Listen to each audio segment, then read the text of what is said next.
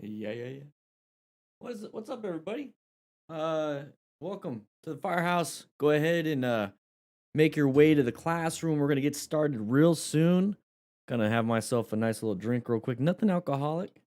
Make sure you guys go to the class. Crew members go to the lounge. We're gonna have some fun, but we're gonna go ahead and get started real soon. 1 second, guys.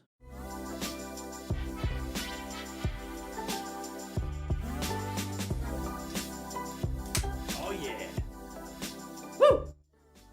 Good day, good day. Welcome, Justin. Now that we understand the controls and we're pretty familiar with them, what we're going to be doing is mounting and dismounting the bike. I have full gear because just in case I tip over and fall Ooh, down, yeah, I don't Prodigal. wanna have Quote of the brain day. injury, elbow injury, shoulder injury, or anything That's a good like one. that. So I'm going to wear full gear to do it. Okay, so basically what we're going to be doing is holding the front brake lever to stabilize the bike, swing What's the up, leg Angel Crisis? over, How you doing, stand man? the bike up, straighten the handlebars, kick up the side stand, Come and on, then get rookies. ready to go. Start And then helping to them out. dismount, we reverse help that everyone else order. out. Okay, so They need we some are help. going to have to squeeze the front Come on, brake rookies. lever to stabilize the bike from Take them to going the this way or classroom, that get way. them Okay. going, get them Now we're going. gonna swing the right leg over Hey, how and you get in doing, from man? the side stand side, and it's easier to do that Sorry, because the bike Prodigal. is leaning that way. Now that Don't we're wanna at mess this that up. point, I have feet Vix, how on you the doing? ground, and now I'm ready to turn the handlebars and straighten the handlebars to go All right, I'm straight. gonna go Now ahead that and I'm grab here, I'm something from still the going to lounge keep and be right squeezing back. this front brake lever, but I'm going to look to my left where the side stand is, and I'm going to make sure my right foot is secure and then slide up that side stand, and I'm ready to go. Now I could do the whole process of turning things on and taking off. Now to dismount, let's say I finished riding or I did whatever I need What's to that, do and you're Angel? practicing Hey, this. I'm doing Reverse great, the Angel. process, Woo, I'm squeeze glad that you're doing front brake great. lever, look down to your left, Doing good put here. the side Oh, stand pinned. down, What's wrong make with your sure it's neighbors? secure, lean it over to the side stand. I feel it catching. I'm gonna go ahead and turn the handlebar to the left. I'm gonna raise my right leg, swing it over, release the front brake. Did you guys check up on your homework Look good, yesterday? make sure everything's secure, Are you and I can walk away. you That figured is the out? process of getting Yeah? on and off the Okay. bike without the engine on. This is something you can actually practice How's at the everybody dealership doing? if they allow you to do it. I want you to get on and off as many times as you feel comfortable and then move on to this next step. This next step, I'm going to show you how to keep your hands and wrist flat while turning the motorcycle. This is going to be very important when it comes to your tight turns from a stop, your U-turns, figure eights, any slow speed maneuver. So once again, squeeze that front brake lever, move that right leg over. When I If get you'd like to stabilized straight become up a and down, I'm member, gonna turn click the that handlebars so the join front button. brake lever's still there. Helps out the channel And then I'm quite gonna a put the bit. side stand up and release the front brake lever. So now I am up and about. So without turning the motorcycle on, I want to practice moving the handlebars left and handlebars right. I want you to know how far it can turn left and how far it can turn right, and some of the problems with sport bikes with the throttle hand turning right, and I'll show you that. So what we're going to do is try to keep a flat wrist. So we're going to have the wrist completely flat. This is not flat, this is not flat, this is flat right here. So with the hands flat, what I'm going to do is turn all the way left and look left. When I'm going to go ahead and turn right, I'm going to go ahead and turn right and look right. Now, right here, I feel like my forearm Oh, is no hitting problem, the throttle, Vix. and it's No making it so you can't do a problem. flat Just make sure you wrist. subscribe One if you thing haven't. can do is almost hold it like a lightsaber when you turn right, and that is a good thing to practice before going in a tight turn from a stop. So let's go ahead and turn left, turn right, look right. My hand is now switched, and if you notice right here, this where it hits and it doesn't want to turn anymore, that is a full lock handlebar turn. That's very important later on. So once again, look left, look right, look left, look right, look left, look right. And what I'm trying to do is practice a flat wrist on both handlebars. That way, when I do slow speed maneuvers, I'm not revving the engine and then going too fast. So I'm practicing this right here, flat wrist, but also looking where I want to go at the same time. So let's go ahead and dismount, squeeze, side stand, lean over, handlebars turned, leg still squeezing, release, and now we can focus on the next thing.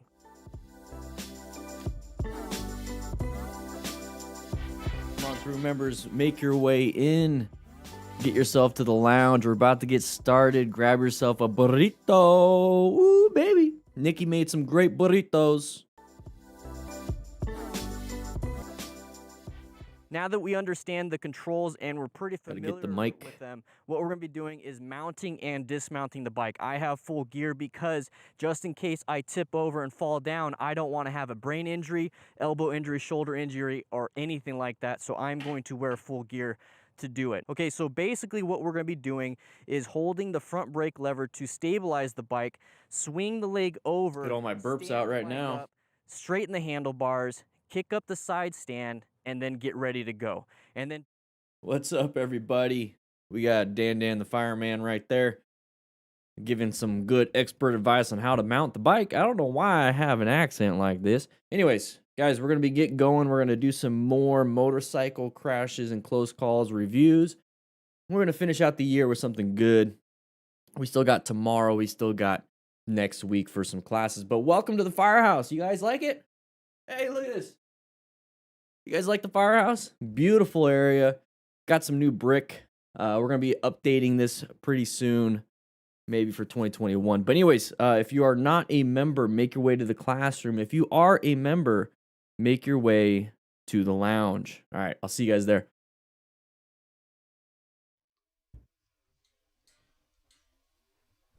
What's up, everybody? Guys, so we had a lot of leftover tacos. So Nikki made some really good burritos. We have some quesadillas, but basically carne asada with some queso right here. We're going to be getting into the class real soon. Remember, we're going to be focusing on some motorcycle crashes and close calls. Great information to get from that. I mean, I want you guys to remember this, okay? Because remember, you're supposed to be teaching and mentoring also. Is that we can do a ton of parking lot practice, a ton of it. But it's like, why? You know, why are we doing that? Why are we doing parking lot practice? Why are we doing all these like classes and trainings? Why? And the whole point of it is that we get in crashes. And hopefully not we, but these people get in crashes and close calls. So that's what we're doing, is we're watching the close calls and crashes to get a really good understanding of, oh man, we should practice. Or, oh man, we could do better in this area. Okay? All right. So anyways, grab yourself a burrito. Make yourself home here. Play some video games right there. You know, you're having some fun. But also let them know, hey, they can also get in here by clicking that join button. Okay? Join button. It's $2 a month. You know, $2, you get 30 days access. It's amazing. Anyways, I'm going to make myself a little... let's go ahead and grab one of these. All right, cool. I'm going to go to the class. I got to start teaching, you know. Part of doing this is you got to teach. Ryan, you like car park practice? I absolutely love it. It's a lot of fun. Testing out this headset from Raycon. Nikki got me some. But guys, go ahead and sign in. Click that like button to get signed into class so you get credit for today's class. We're going to be going over, like I said, some crashes. Now, if you were part of the class yesterday, I told you this is homework for today. Okay, so we are going to go over these motorcycle close calls. You can already see right there. Look at that. Already see what's happening here. So go ahead and write in the chat where you're from. Tell me where you're from. Sign in. You know, let me know. Give a little bit about yourself. My name is Daniel. Okay, 11-year firefighter, EMT, career. Decided to do something different. Became a motorcycle coach. Started practicing and preaching motorcycle safety during my career, but really emphasized it afterwards. And now we're doing this. Okay, that's pretty much it. Just a nice, easy thing. Let us know how you are, what you're doing, what your plans are for the weekend. Love it. Always good to see you, Moto Trist. Always good to see you. Edgar Hernandez having trouble making U-turns. I see Prodigal Stranger already answered it for you because he's a great teacher and mentor himself. He's a smart rider. Exactly right. We have U-turn videos here, so does MC Rider. Yeah.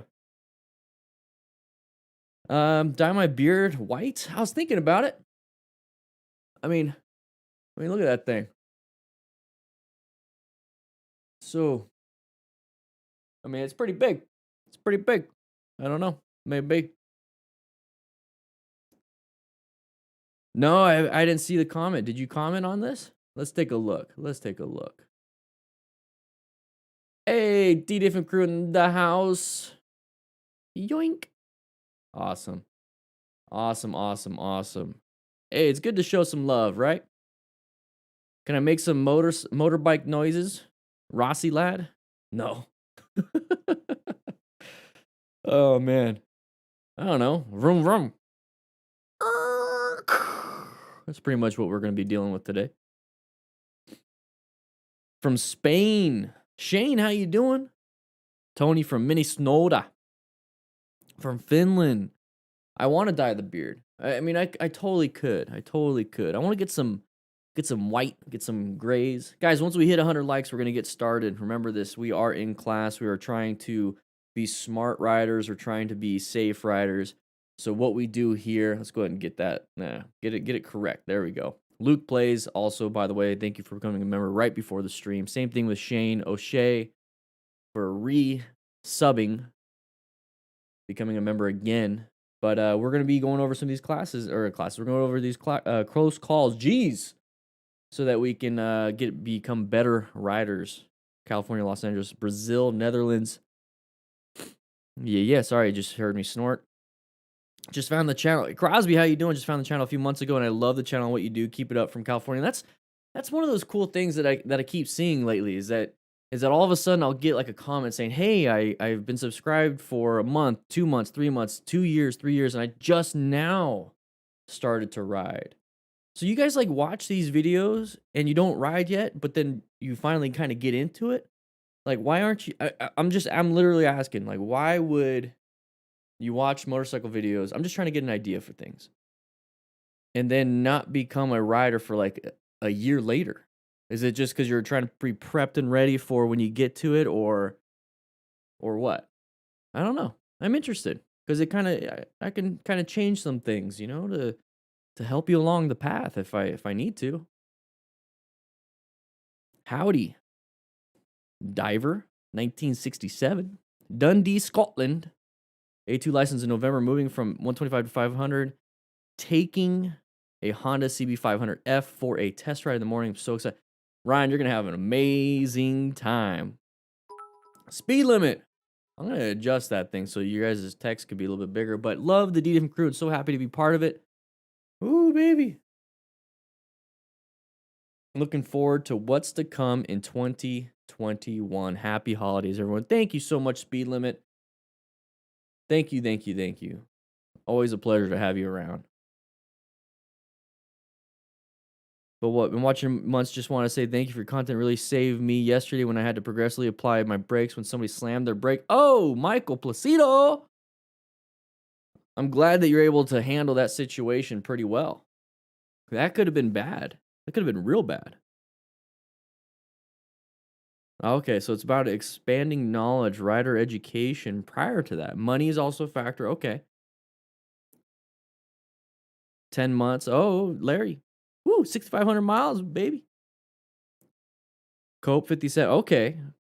That makes sense. 82. You guys, see, that's the thing is you guys are like already smart riders before even riding. Love it. Love it. You're like me where I want to know as much as I possibly can before I even get into it. Scott Manley, you're 41 taking the MSF. That's awesome. Oh, you took it already. Awesome, dude. I'm glad you started off correctly no matter what age you start at. Happy holidays, Ozzy. Ozzy Roo. Do I watch MotoGP? No, I don't stick with it. I don't have a lot of time. I really wish I did. I stopped playing video games. I mean, it's just like I think I spent 3 days with Cyberpunk, but before that it was like 6 months nothing, and I haven't touched it since it basically came out. I don't have time for nothing. Just take a seat. James, go ahead and take a seat right over there, James. It's perfectly fine. You're going to have a great time. Sign in, though. Make sure you sign in. Once we hit 100 likes, which is basically your name signed in, we're going to get going. Okay? Love your video. I had a question. What is my video bike? Oh, so are you talking about, let's go to the front office real quick. Are you talking about this bike? Or which bike are you talking about? This is the CBR 300R 2019 Aaron up in Oregon. This was a giveaway bike. He won that. All right. I got to go back to class. I got to go back.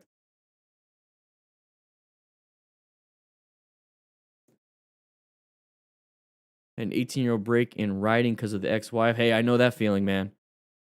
The day she agreed to the there it is. You can't buy any liabilities basically during the process, and then once it's finalized, you can buy stuff. Dr. D, Steen, man. Hey, you know Dr. Dan, Dr. This. I don't know. I ain't no doctor though. EMT Dan, maybe. Ivan, how you doing? Oh, my favorite bike. My favorite bike is the bike I currently have, the 2019 Indian FTR 1200S. Cope, you got it. You got it. You already named it. 71 likes. Let's get it to 100. We got 120 people in here. We just need 30 more likes. 29 more likes. We're gonna get started. You got to sign in. We got to sign in. We're gonna go ahead and move it to this screen. So I want to get you guys ready. We're gonna get started here. So what do you guys see already? It's not a rock form mount. Grab yourself a rock form mount. I'm going to go ahead and get all these ads out of the way. Grab yourself a rock form mount.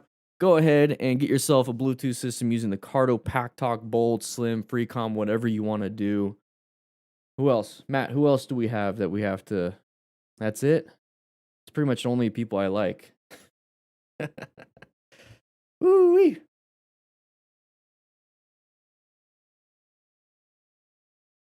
How you guys doing today? Just want to make sure you guys are having a good day. Let's go ahead and move this over here. Let's go ahead and take a look at this. You know what? I'm in a good mood. How about we do this? How about we do this? Let's go to my book, my ebook. Let's do this. Let's make it.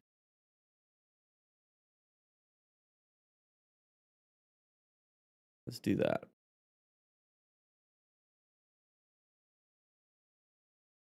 Hey guys, I just did something crazy. DDFMcrew.com. Let's go to the shop real quick.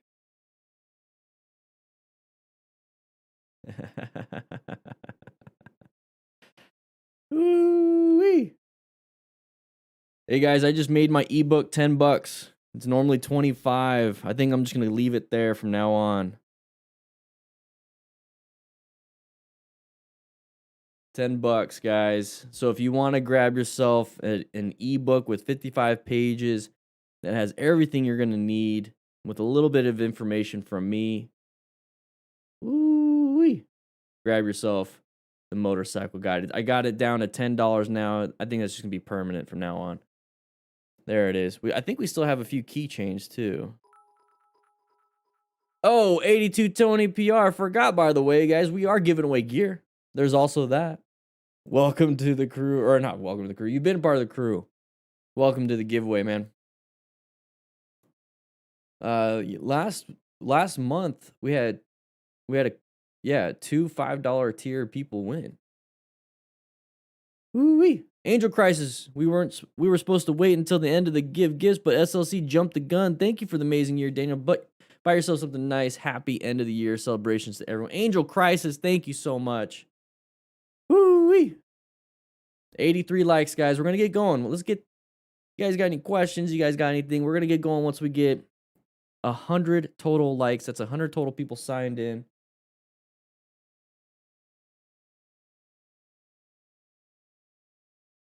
My mic audio seems low. How does the mic audio seem, everybody?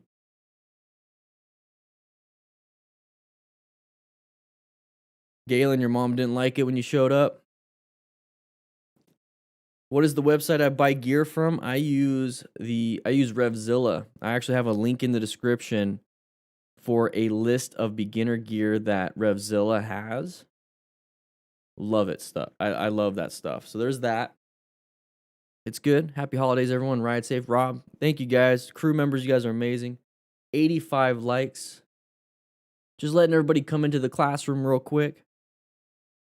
Everyone's having a good time, though. Go ahead and grab yourself a burrito. You guys remember we got burritos in the crew lounge? Go ahead. You can bring them in. Yeah, go ahead. 82. Go ahead and bring it in. Go ahead and bring it in. implicit differentiator. Dan, do you recommend wear neck brace? So definitely for off-roading, but here's the thing is like I truly believe that there's a missing link because there's a lot of head trauma and neck trauma for the cervical spine right there. And I truly believe that there could be some more safety, and I think there should be some form of neck brace, but for the road. 1 second. I gotta grab something real quick.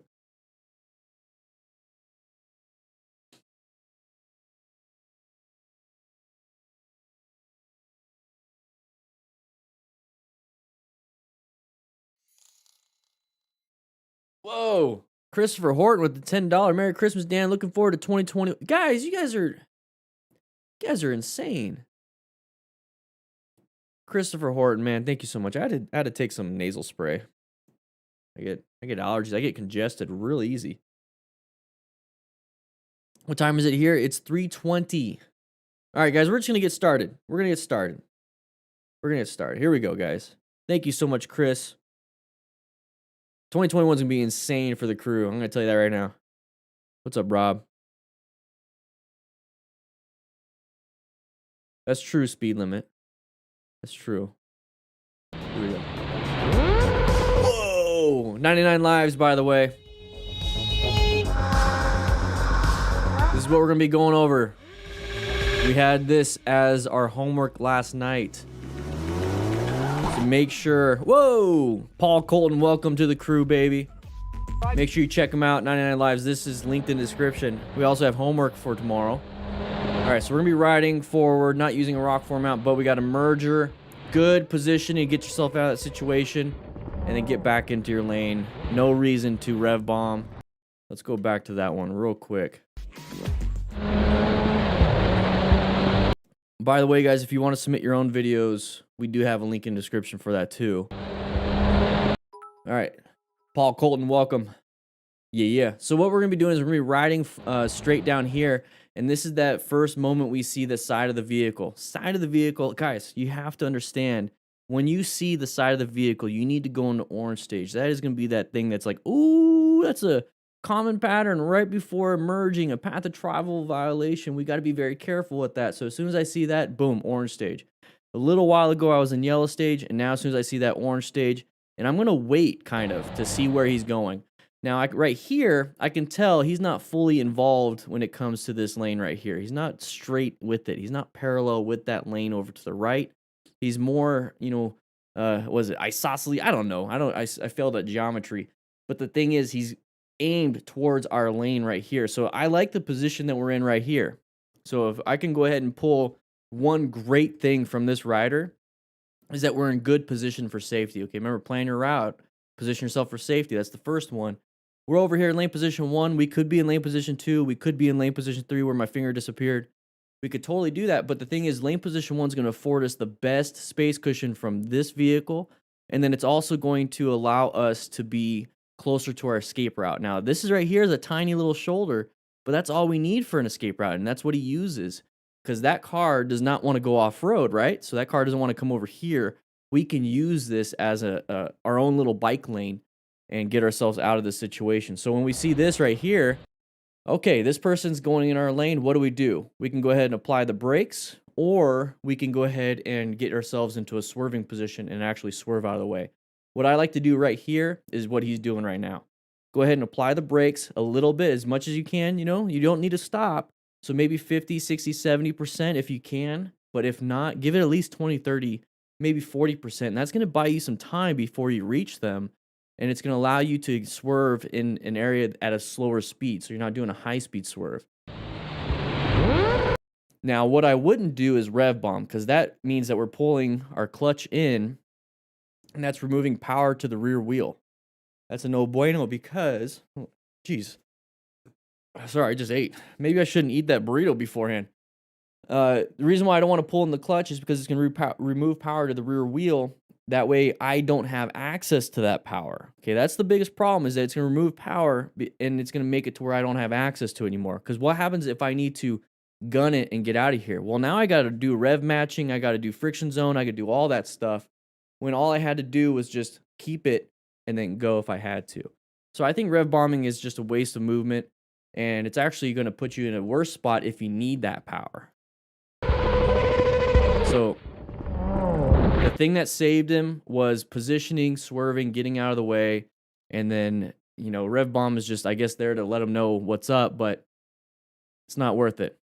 Solo J, exposing idiot riders since two wheels were given engines. Hey, some people just make mistakes. Some people just make mistakes. A lot of people allow the ego to cause them to do some stuff. But yeah, I know what you mean. Here we go. Lane filtering. We're moving through traffic. Orange stage. Too much traffic. Watch out for this vehicle. Uncommon thing in common situations. Just slow it down. Slow it down. Okay. Oh. What are we trying to do here? What were we trying to do when it came to that? Hey, send me prayers. I have to replace my mechanical water pump seal to stop my 09 Ninja from cosplaying a Harley.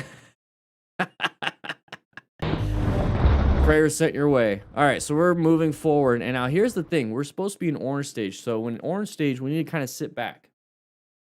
Okay, so sit back and kind of watch. Okay, so that means we are not going faster.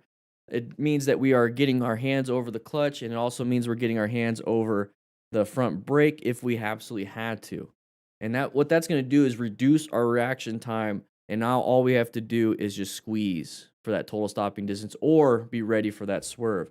So what I see here is that we're going to be moving forward, and we have that uncommon thing in a common situation. We have these two vehicles right here. These vehicles are stopped, and we're just trying to get ahead of them.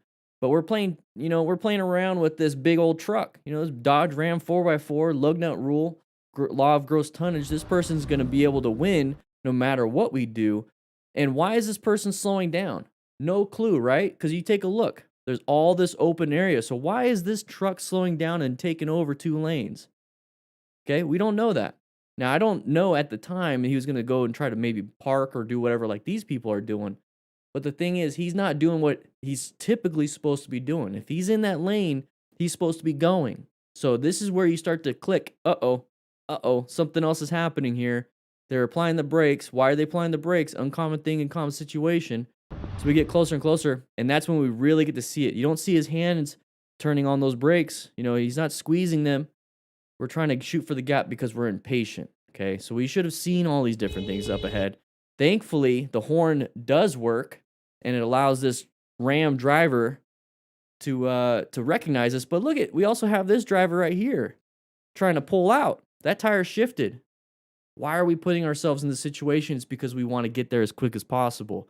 We want to be able to be nimble. We don't want to slow down. We don't want to do anything other than what we want to do, which is just to ride straight. That's pretty much what it is. Whew. I'd be so freaked out over that. Are you going to touch hands? On a serious note, I've been riding since 14, started watching about a year ago, realized I wasn't an experienced rider as I thought I was. Your colored stages have really helped me more attentive. Hey, man, colored stages, white, yellow, orange, red, brown. If you're brand new to this channel, memorize those. I use them all the time.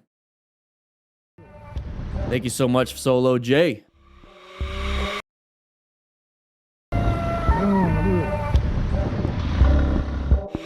Let's go ahead and take a quick break real quick. Ooh-wee.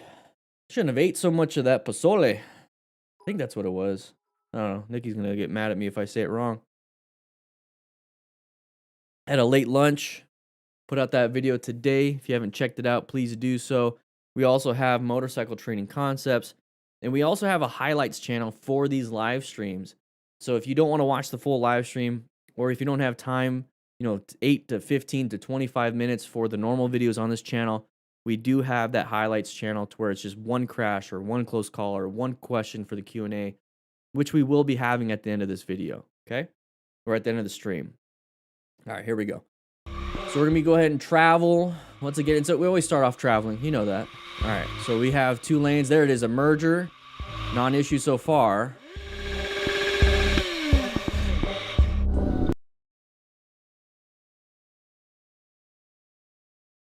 What? Serious?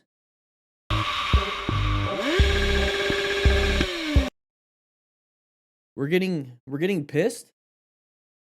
Class, help me out with this one. What the heck's going on here? Other than Balakay Cook became a member. What the heck was that all about?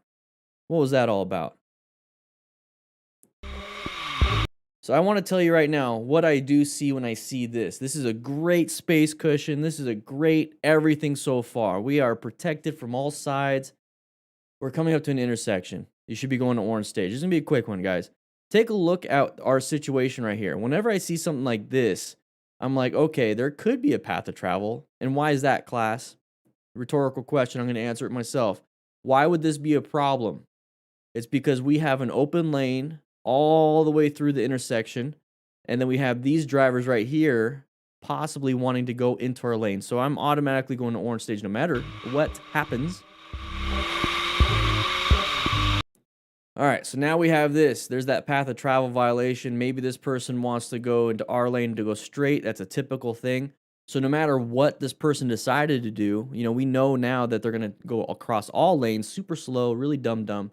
The thing is, I already knew that there was a possibility this was happening because my lane was wide open. So that's going to be something that you can automatically do. At no point did we do a head check. At no point did we do anything that's going to give us a better option. So right now our line of sight is terrible. We could have moved over to this lane right here. We totally could. I don't want to go in that lane because that's where that person's going, but we could have moved in this lane and then just gone on with our day. But we didn't do a head check. We didn't check any mirrors. We're just so focused on that driver right there. We're almost like we're target fixating on him. All right, moving on with this one. This is a dum-dum. All right, so we're moving forward. Good line of sight, off in lane position 3. Spotted the hazard going 10 below the speed limit. Okay. Oh, we always watch out for those people. Accelerate, accelerate, accelerate, accelerate, accelerate. Or decelerate now, because you had to. Now you're gonna fucking stop. Whoa, what the man? God damn. Yeah. So, this one, I mean, guys, you guys are smart. You guys are absolutely smart. I think you already know what's happening here. Remember, the whole goal of this is we're trying to figure out what was the common factor. I want to see it in the chat what you think the common factor might have been. Damn, we got 2 new members today so far, too. Make sure you guys hit that like button to sign in, by the way. Name the common factor here. Do you think speed was a problem? Do you think positioning was the problem? Do you think ego was the problem? Ego can translate to having too much speed or, getting into a bad position like fighting, right? Also, there's a cool dog right there. I think dogs are amazing. Great dog. Hey, what's up? How you doing? So, all right, moving forward. The music is insane. All right, so as soon as you see that, it's not that uncommon. So it's a common thing in a common situation, but it's a common factor, common hazard. So part of the planning is position for safety, locate hazards. Boom, we located it. Now, how do we adapt to this hazard? It's not a threat yet. So we're not navigating any threats yet, plan. So how do we adapt to a possible hazard? We have good space cushion. We have a good lane positioning. We've got lane position 1, lane position 2, lane position 3. We're in good lane position. We also have a good escape route to the right if we absolutely had to. And remember, escape routes are forward, backward, side to side, whatever it is you can do. Okay, so you can accelerate, decelerate, or swerve left and right.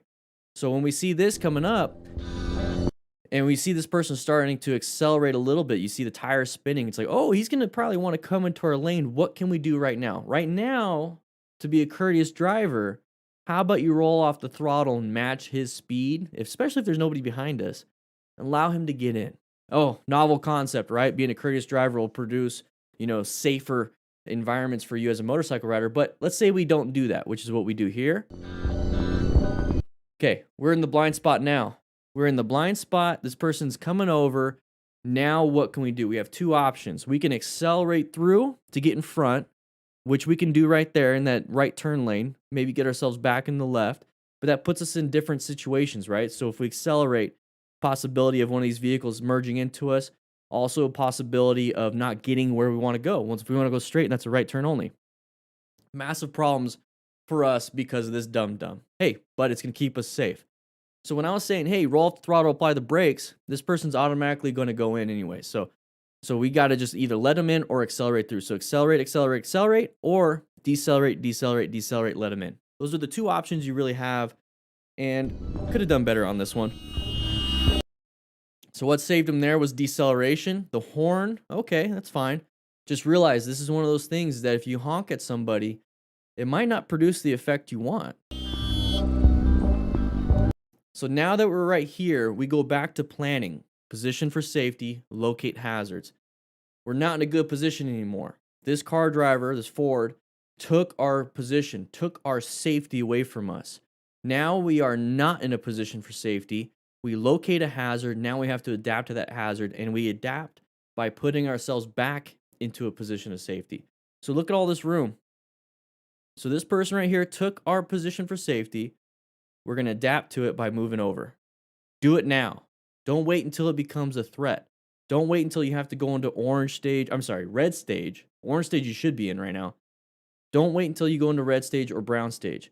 You need to get yourself out of that situation so that you're never having to use that. Now you're gonna. So now he had to swerve out of the way. Now he had to swerve out. Why couldn't we have just positioned a little bit earlier? You're constantly adapting. You want to be 2 steps ahead. Constantly 2 steps ahead. Fucking stop. What the? Could have been a bad driver. Could have been a driver not paying attention. Could have been a completely white zoned out driver. Doesn't matter. Our safety is paramount. They're not going to make sure we're safe. We need to make sure we're safe. God damn. What do you guys think? Let me know in the comments. All right, so we're going to be moving forward. Once again, right there. Side of the vehicle.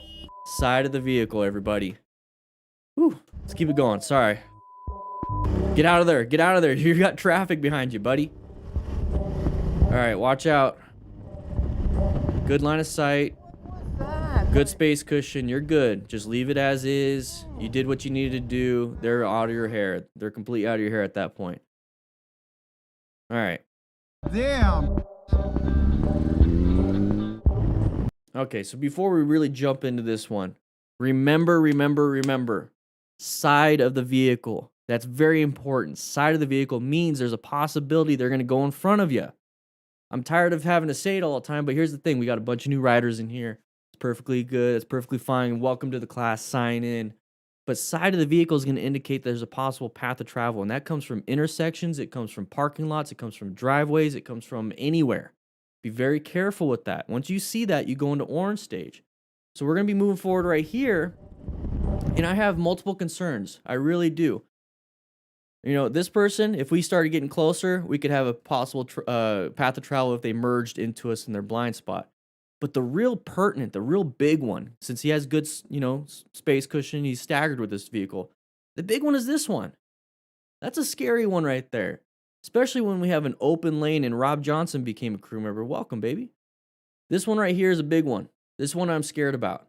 Okay, so I'm going to go into orange stage. I'm in yellow stage prior to this. Now I'm in orange stage, and I constantly switch back and forth. Yellow, orange, orange, yellow, orange. I do all that. Orange. Jeez. Anyways, we're going to be coming out here, and that's going to be scary because, look, as soon as they come out, what do we have? We have no swerve to the left, and we can't accelerate through unless we do some crazy swerve and make our way out. That's scary. So what can we do? We can swerve to go into the Shoppers Drug Mart. You know, we might be able to do that. Pretty bumpy. Might launch us off the bike. Might lose balance and dump it. Or we can decelerate. This is our braking distance right here. Total stopping distance is perception reaction. And then braking equals total stopping distance. So how is your braking? So when we see these motorcycle close calls and crashes, this right here, this image is what I look at, and I'm like, man, what do I need to practice to get myself out of this? And it's good progressive brake pressure right here. This is going to be a reason why I need to progressively brake, not on a dime, but I need to be confident in my skills and what I can do so I don't go into a panic. So progressively brake before this happens. And that's what he does. Now take a look. Look how... If this person was all the way out, we might have clipped him. So this is why we definitely need to practice our braking.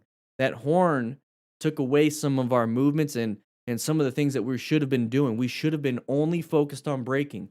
That's why I think a horn is a wasted movement when it comes to an emergency movement.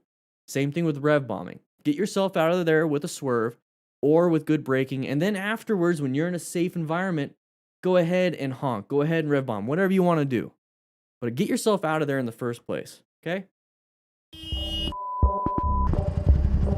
Rob Johnson, welcome. 100 likes, guys. 100 people signed in. Very good. Guys, follow me on Twitter.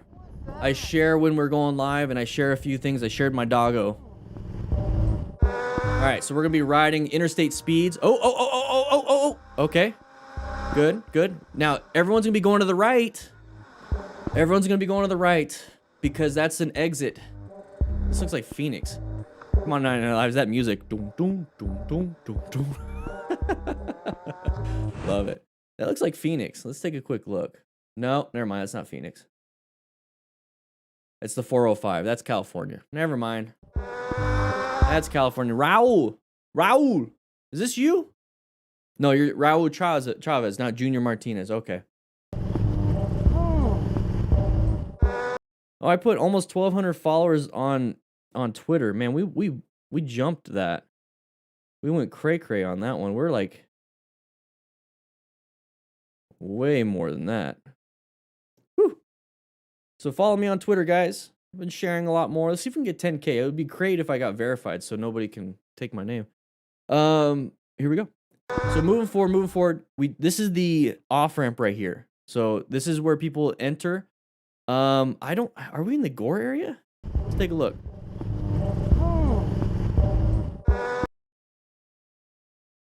Dude, we're riding on the shoulder. So Junior Martinez, hey, I'm going to tell you right now, a big common factor that a lot of motorcycle riders have to deal with is too much speed and then drivers not seeing us. Also, bad positioning. Places where we're not supposed to be, a lot of drivers don't expect us to be there. That's one of those things when it comes to humans. We don't look up for hazards. You know why? Because we don't have any predators that come from the sky. So we're never looking up and be like, man, what could get us? What could get us? We're always looking into the bushes. We're always looking down. We're always looking side to side behind us, never up. That's what kills a lot of firefighters. That's where I learned this, is that a lot of AC units fall from the ceiling. A lot of roof collapses. So we were trained as firefighters, look up. That made me think, oh, we need to be where we need to be. We need to be seen. Okay, so when it comes to this, we're on the shoulder, dude. Other car drivers aren't going to expect you to be there. So be very careful with that. Why do you think this person didn't see us? Because they don't expect anybody getting on the on-ramp hauling butt, especially when we weren't there in the first place and in their blind spots. That's true. Aussies have to worry about predators from the sky. So we're hauling ass.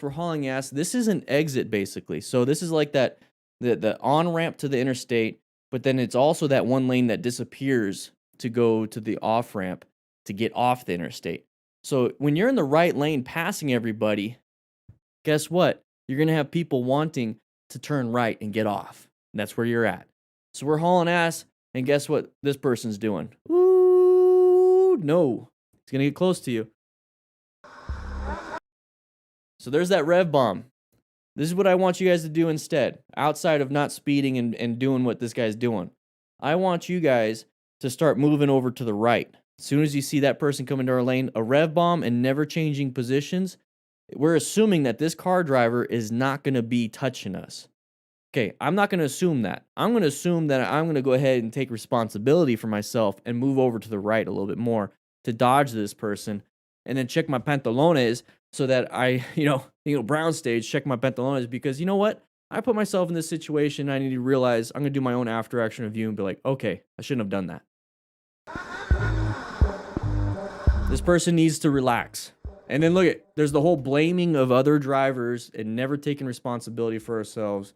If you blame other people for things that happen to you, you're never going to learn.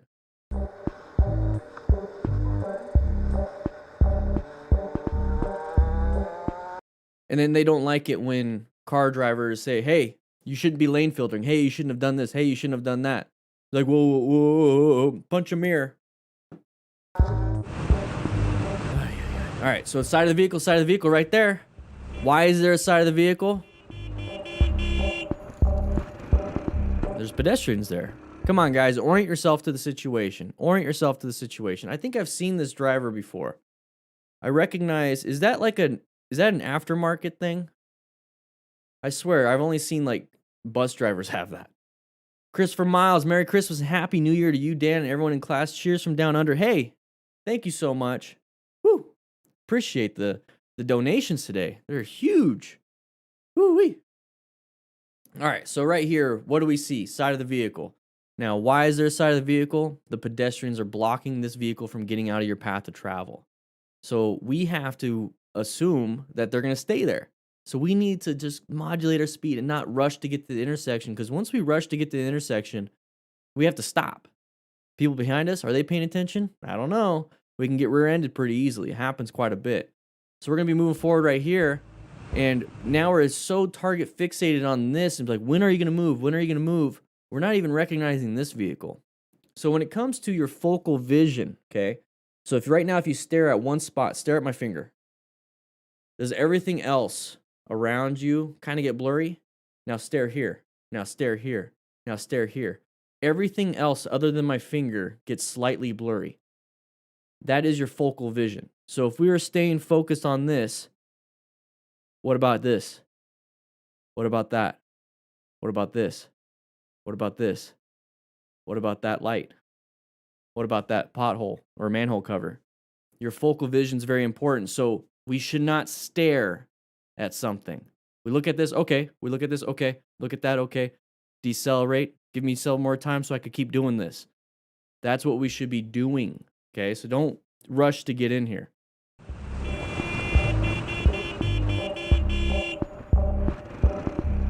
Blake, I'm making you cross-eyed. All right, same driver, side of the vehicle, same thing, move over.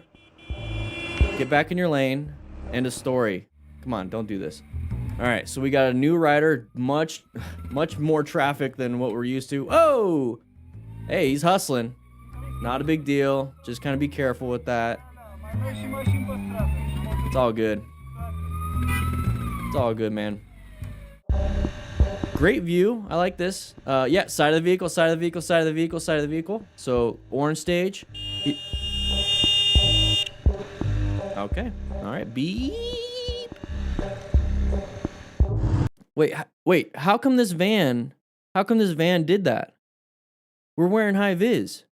Wait, I thought high vis prevented people from doing this. I thought they would see us more if we wore high vis. How come this person did that? Class, write in the comments. What do you think? Like, why? I'm going to give my opinion. Okay, my opinion could be different from yours, and that's perfectly fine. That's what I love about the crew, and that's what I love about after action reviews. It doesn't come just from one person. After action reviews can come from everybody. So if you're watching this, write in the comments why you think this person was not seen, even though they're wearing high vis. Okay? My opinion on this is that high vis is great. You know, it's going to help you be seen more times than not, but it's not going to make you be seen 100% of the time. The thing that's going to help you be seen even more than high vis is movement and light. Okay? Human beings, if I stand still like Drax, you can't see me. That's a big problem. But if I'm constantly moving, that's going to grab your attention. So a sniper, you know, out in the wilderness, not moving with all the ghillie and all, whatever. I probably said it wrong. All that stuff on him doesn't move, hard to see. But the moment you start to see him crawling, or the moment you see him sit up and start walking, you could see him. Same concept when it comes to anything we're out on the road. That's why positioning and presenting yourself gets you seen more. Okay, cool. There's that. Now, what about lights? What I said about lights, same thing. Okay, if you can have a modulating headlight, that's great. If not, present yourself before an intersection. What's going to happen there is that light, easy to see. It's shining in our eyes. Our eyes need light to see. So we give it a little bit more light for those people. That's going to help you out. High vis, it kind of does a little bit of all of that. It doesn't do it the best. Okay, it's like a jack of all trades situation. I would not trust this 100% of the time. I would wear it, but then still assume they're not going to see me. So then I'm also going to add another layer of safety on that by having better positioning and presentation, and then also making sure I have a good headlight, okay? But one thing I want you guys to notice right here is that we're going 40. We're maintaining good speed. We're not hauling ass. We're doing pretty good. We're going to be moving forward right here. This right here is the moment he perceived and reacted. Perception the moment you perceive something, it takes about half a second to a full second. From there to react, that's typically a half a second to a full second. Now, how you react is what you've trained yourself to do. Car drivers are trained to use the horn. Okay, motorcycle riders that have only done motorcycling stuff, that have had a good instructor, is going to understand braking is going to be the biggest thing. It's going to be understanding that swerving is going to be the biggest thing. Your reaction of this is not good. Okay, that needs to be trained out of your system. You need to be able to brake in time. So braking now needs to start versus the horn. I want to see the brakes being applied because now right here is our total stopping distance versus when he decides to actually brake. Now you saw that hand. Now our total stopping distance. I wanted it back there when it said just B, not B-E-E. That's what I want. Okay? Practice, practice, practice. Inattentional blindness. Hulud. Hopefully I said that right. All right, riding a Sportster. Come on, Scarlett. The music, I swear. So we're in the blind spot, right? Okay. Get ready to, there you go. Good head check. See somebody coming up behind you. That's all it takes. Quick second. Quick second.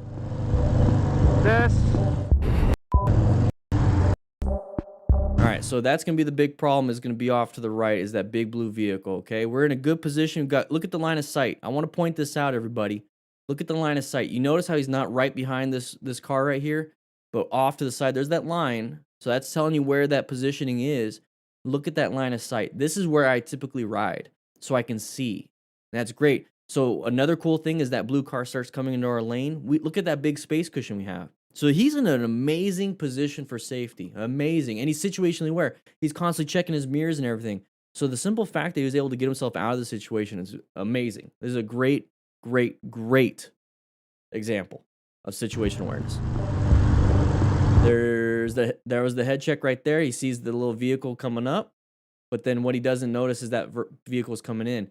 So he also moved over a little bit. You see how we're right behind this vehicle? So maintain your position for safety. So this person's coming in. Don't know why. They got a better lane right there, but maybe they want to come all the way over to this lane. But right here, what we should be doing is applying the brakes, which is what he does. That vehicle gets in front. Good job, man. Oh! A dormir, okay. This. All right, riding a scooter, side of the vehicle. Good swerve. Great swerve, dude. Check your pantalones. Jesus. Yeah, I know. All right, same person. We're gonna have another side of the vehicle. There it is, side of the vehicle. Hey, it's somebody reversing. Ooh, I'd be concerned about people behind me right now. Go, go, go, go, go, go, go. Good job. So the big points on this one, guys. Hey, this is like the 5th side of the vehicle that we've seen, class. Seriously, side of the vehicle. Pay attention to that. This is exactly what I want you to burn into your mind right here. If you see that possibility of a path of travel, what can you do? You need to be able to brake, swerve, find escape paths. Because this person could go into your path of travel. So we see this. Good swerve. Go ahead and remove the horn. It's not going to help you out in this situation right now. Use your emergency maneuvers. Get out of there, which is what he does. Good job on that. Now that we're here, let's get back into our lane. Good job, man. Jesus. Yep, I know. Jeez. All right, so we're moving forward right here, and we see another. So now we start to honk the horn, but look at path of travel violation. What I would be doing is looking into my right mirror, doing a quick head check, and moving off into this lane as soon as I can. So this is a great moment to where he perceived, look how much time and opportunity we have up into here, is that we can go into that lane and get around it. So we're not stuck in traffic with a possibility of somebody coming behind us, boom, plowing us in the back. You know what I mean? That's what she said. Oh, man. Class, I'm sorry. I'm sorry. Yeah, so my big concern right here is getting hit from behind.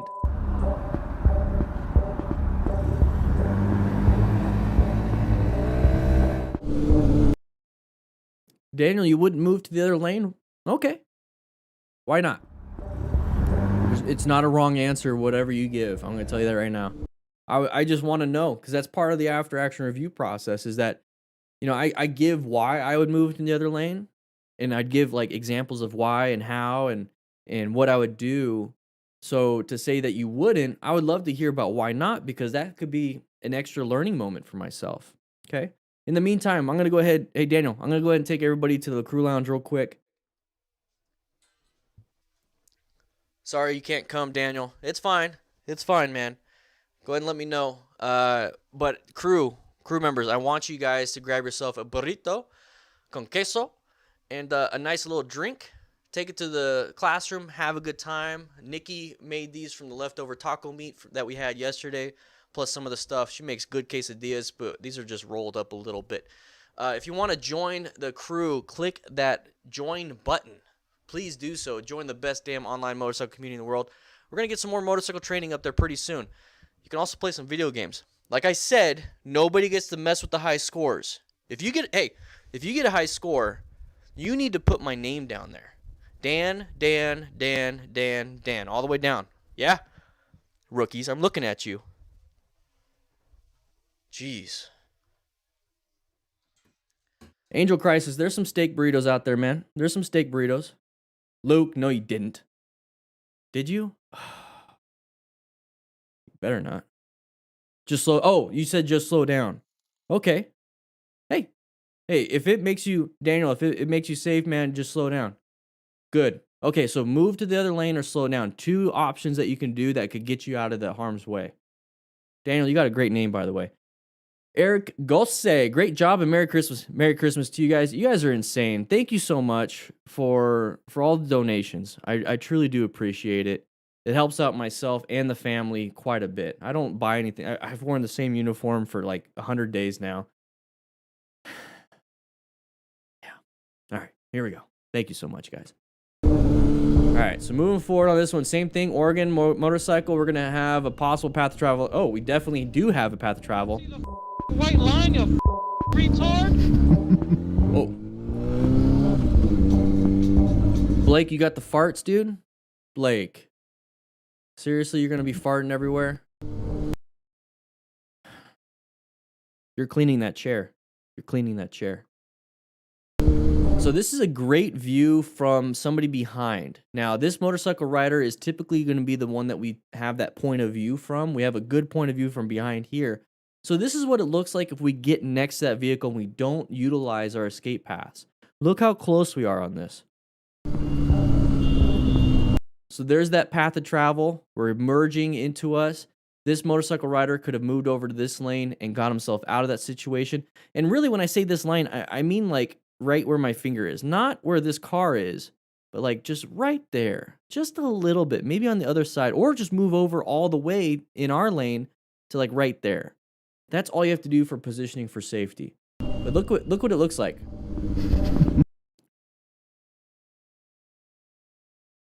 We're safe though, right? So that's good, right? That's safe.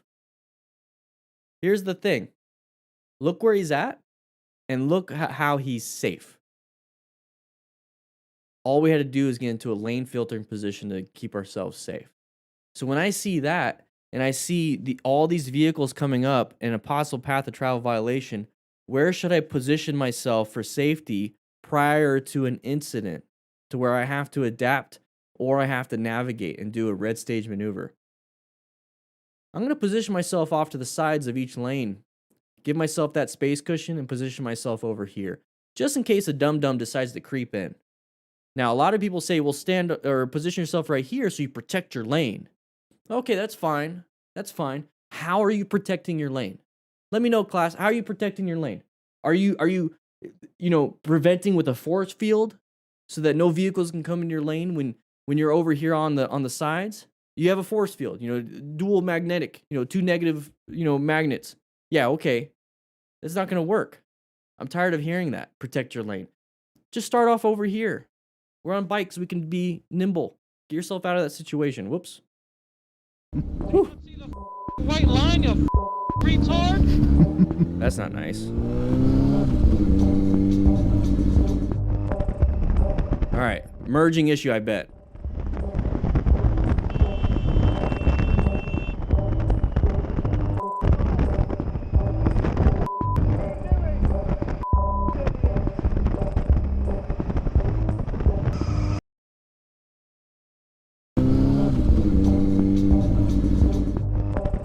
All right, so this is what I'm talking about all the time when we're riding next to other vehicles, okay? We're in a lane that's possibly moving faster. We're also staggered, so we're also in a good spot. The main problem here is the moment we get closer and closer to that blind spot, the closer and closer we have a possibility of somebody being a dum-dum. Now, why is this person switching lanes? Because this dum-dum's switching lanes, okay? This lane is faster. This person's moving over. This person doesn't like it. He moves over. We don't like it. We get into a big problem. So when we see something like this, maintain your staggered position, roll up the throttle, call it a day. Non-issue. You don't have to spend time on this one. You guys should already know that.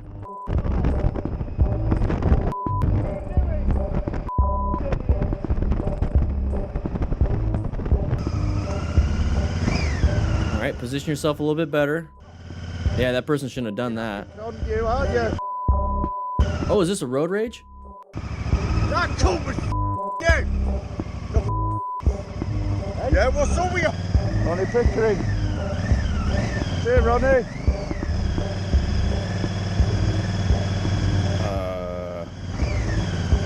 Okay. What was the context beforehand? You know what I mean? Real quick though, for all of you that think it's funny and you want to get in picking fights, let's see if I can get down here. Joe Robo, welcome to the crew, baby. If you think it's funny to get in fights, are we in a vulnerable position right now? I mean, just take a look. We have Mr. right here on all 2 feet, ready, can do anything we want, and we're straddling a 500-pound machine. Who's the vulnerable one here? This is why I don't want you guys getting in fights. And this is why I don't want you having road rage. That dude got out of his car. You need to get off your bike if you're ever going to defend yourself. We're in a vulnerable spot. Don't be getting in fights, everybody. Come on now. Come on, everybody. Just calm down, please. There's one video, Pooped on his porch. All right, so we're moving. Hey, intersection. We got a Grom, not a high CC bike. We can't accelerate very hard. Green light for us. It's not always green light though, right? Is that what we're doing?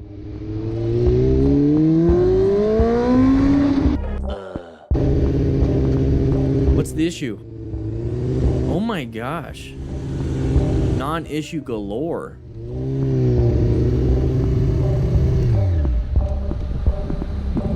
Hey, you know you ran that red light back there. Yeah, You know I got that on camera too. Okay. There's a cop sitting right there. So if I was a real just call you in because you almost hit me when you blew through that light. Almost hit him when he blew through that red light. Well, let's take a look.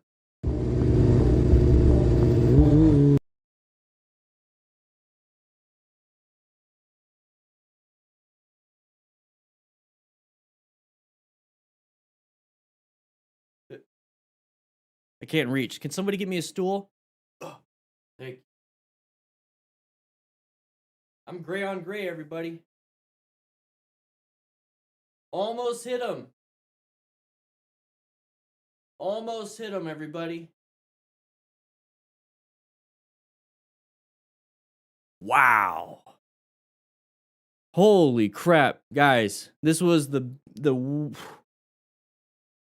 this was so close. I almost want to consider this just a straight crash. That was so close. Oh my gosh. Damn, dude. Oh. Oh man, blown away.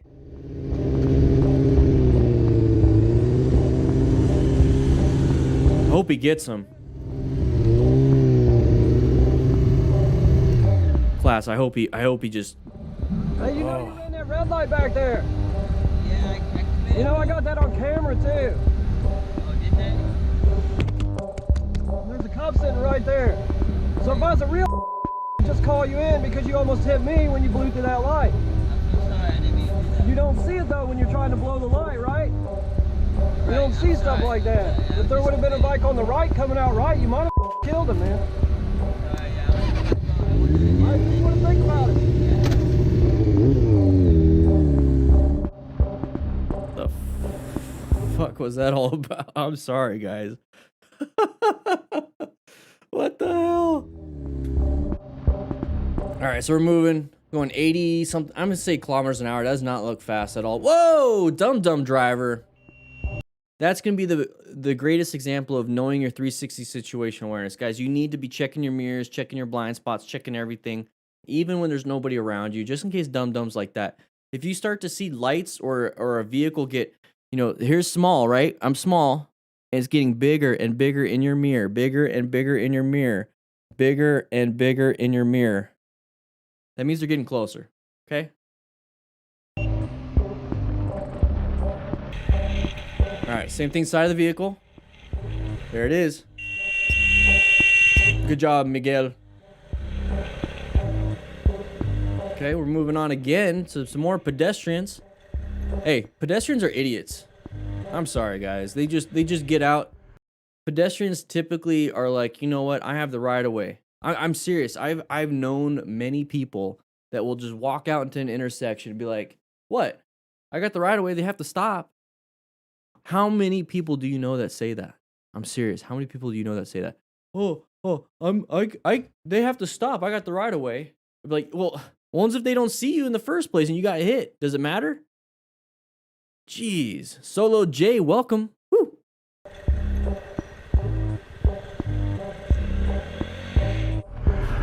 All right, good lane positioning. I don't know, man. It just. I'm gonna tell you right now though, F520. Ooh man, talking shit locally here in Tucson, just saying. But here's the thing. I won't talk shit about you. I'm gonna say you have good lane positioning right here. You have good line of sight. Being this close, that's perfectly fine. I have a feeling that this person might want to come back, but you know what? Not a big deal. Might not actually happen. If they do, you can go ahead and go up through here. Let's see what happens.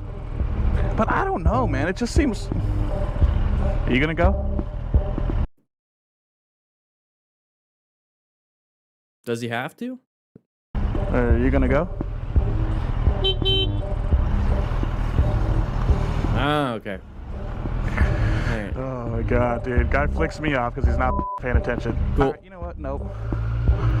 Nope. Anders, you need a refreshment. Anders, can we get a refreshment of all the stages? So white stages up on the board. You can go ahead and take a look, you know. All right, so white stage, you're completely zoned out. The only time you're really zoned out is when you're daydreaming or you actually really are dreaming because you're asleep. So zoned out, you typically only want to do that when you're at home in a safe environment. So I usually white stage when I'm on the pot. So yellow stage is when you're completely zoned in, okay? So that's that flow state. So if you're ever playing a video game and all of a sudden you're just like locked in and you're like, man, I'm on a roll, boom, boom, boom. And you're like scanning things, you're just moving through things. Yellow stage is the stage you want to be in when you're on the bike. So you're constantly scanning things, you're having a great time, but you're going through things. You don't have to be hyper energetic. You could just be relaxed and also look around, and therefore you're prepared. So good situation awareness. What I like to do for yellow stage, guys, and this is a good tip right here, is I like to go from my left mirror, straight, right mirror, and then go straight, and then kind of scan things, go back to left, go to right, do head checks. And I'm constantly just doing this, looking around, keeping that focal point moving so I'm not stuck on something. Because once you kind of just stare off into space and you stare at one spot for a while, you zone out. So I like to keep my eyes moving. Orange stage, guys. Orange stage is when something bad starts to look like it's about to happen. So you're getting up to a corner. We already understand corners are dangerous for motorcycle riders. So I like to go into orange stage for corners. It's a potential threat, a potential hazard that could be in my path. Could be a blind corner, could be a corner that I have good vision, but you know, there could be stuff on the road. So I'm going to go ahead and make sure I'm in orange stage. When I'm in orange stage, I am prepped and ready for any type of emergency swerve or emergency braking, or I am on hyper alert. I'm almost paranoid, pretty much paranoid, to where I'm scanning constantly, like even faster, almost like the adrenaline goes up a little bit. Same thing for intersections. So an intersection like this, I'm concerned because there's a lot of vehicles that want to come out in front of me. You know, turning left is what kills a lot of motorcyclists. Turning right, same thing, you know, possible path of travel.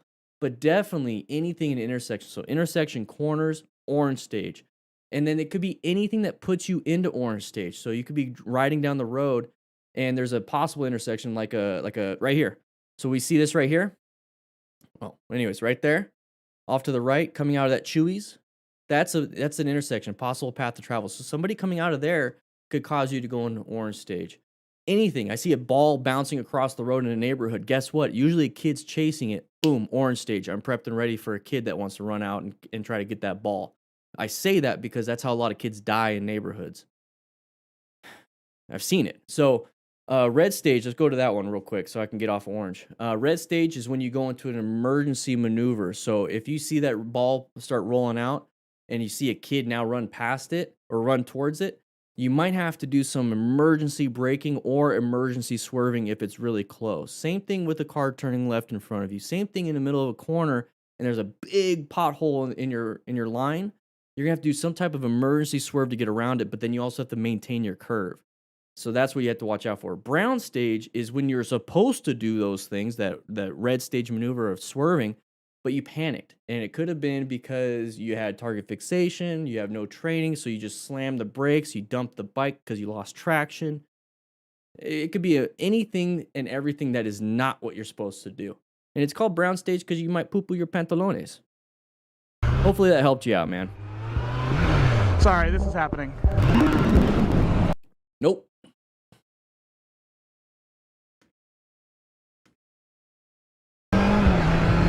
Okay. Anyways, he said he was sorry. White SUV is in the right. What? Oh, I gotta read that real quick. Okay. Sorry, guys. Anyways, he said he was sorry. The white SUV is in the lane right and should continue on it. That's what it says right here. Okay.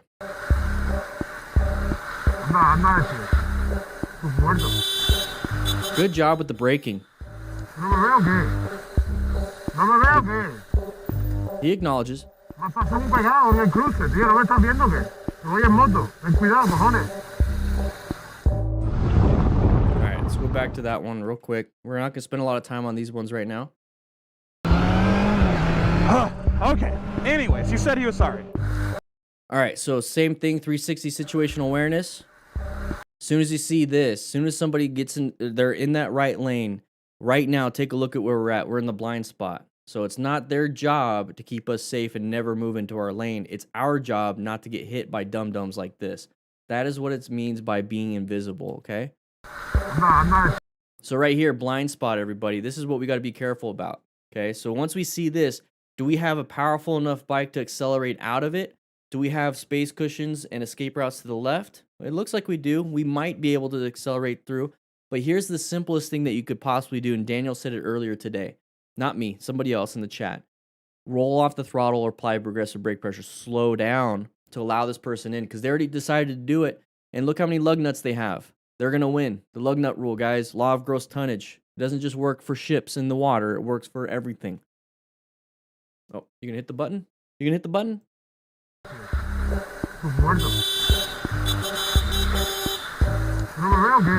I don't ride the mountains at 30.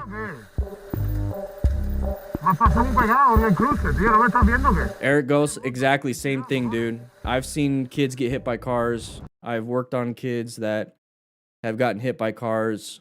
Tire tracks across their chest. Can't breathe. Having to do... Yeah, never mind. I don't want to depress you guys. All right, moving on this one. So same thing, blind spot, blind spot. Okay. Good staggering position. Stay here, stay here, stay here, stay here. Now we're in the blind spot again. Watch out, they might come into our lane. Looks like that person in the right up ahead is slower than our traffic. He's gonna want to get into... There it is, there it is. Accelerate or decelerate. Accelerate or decelerate. Get out of there.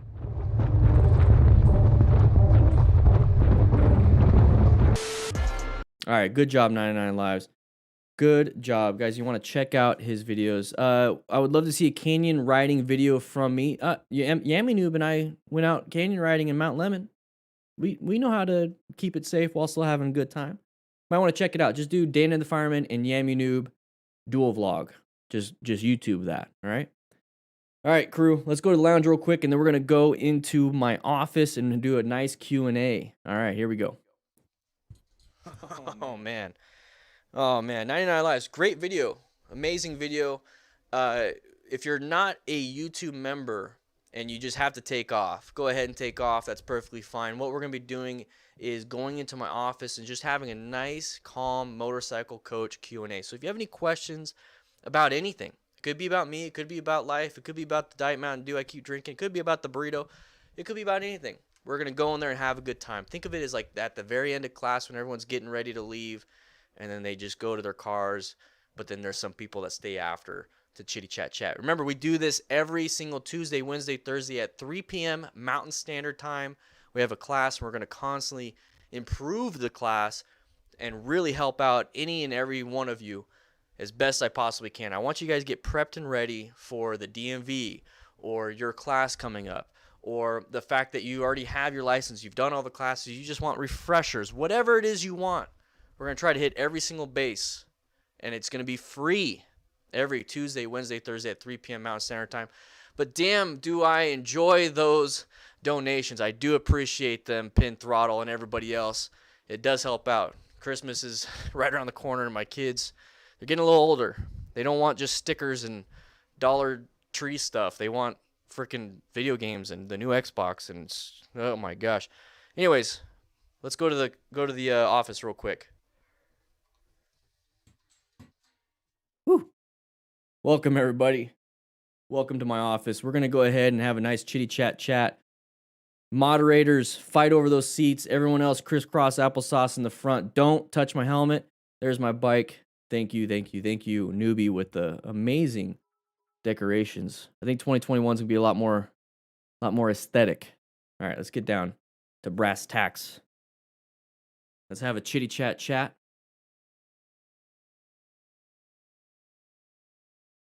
Whew. My daughter loves the dollar store stuff. They're always just fun. You know, you can buy a lot of little knickknacks. You know what I mean? All right. So once again, guys, we're just having a nice conversation. Nice little conversation. We're going to be back tomorrow. Okay, we're going to be back tomorrow. We do have homework, by the way. We do have homework. Before you leave, check out this next video. Okay, so tomorrow's homework. It is linked in the description. This is tomorrow's homework. Let me go ahead and hit pause real quick. Let's get us over here. This is tomorrow's homework.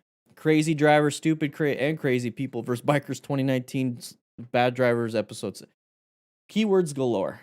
We're going to be watching this tomorrow. I want you guys to watch it tonight after the class is over, or if you're taking off right now, go ahead and watch it, and then do hashtag DDFM crew learning or whatever it is you want to do. Let 99 Lives know that we're here to support his channel too.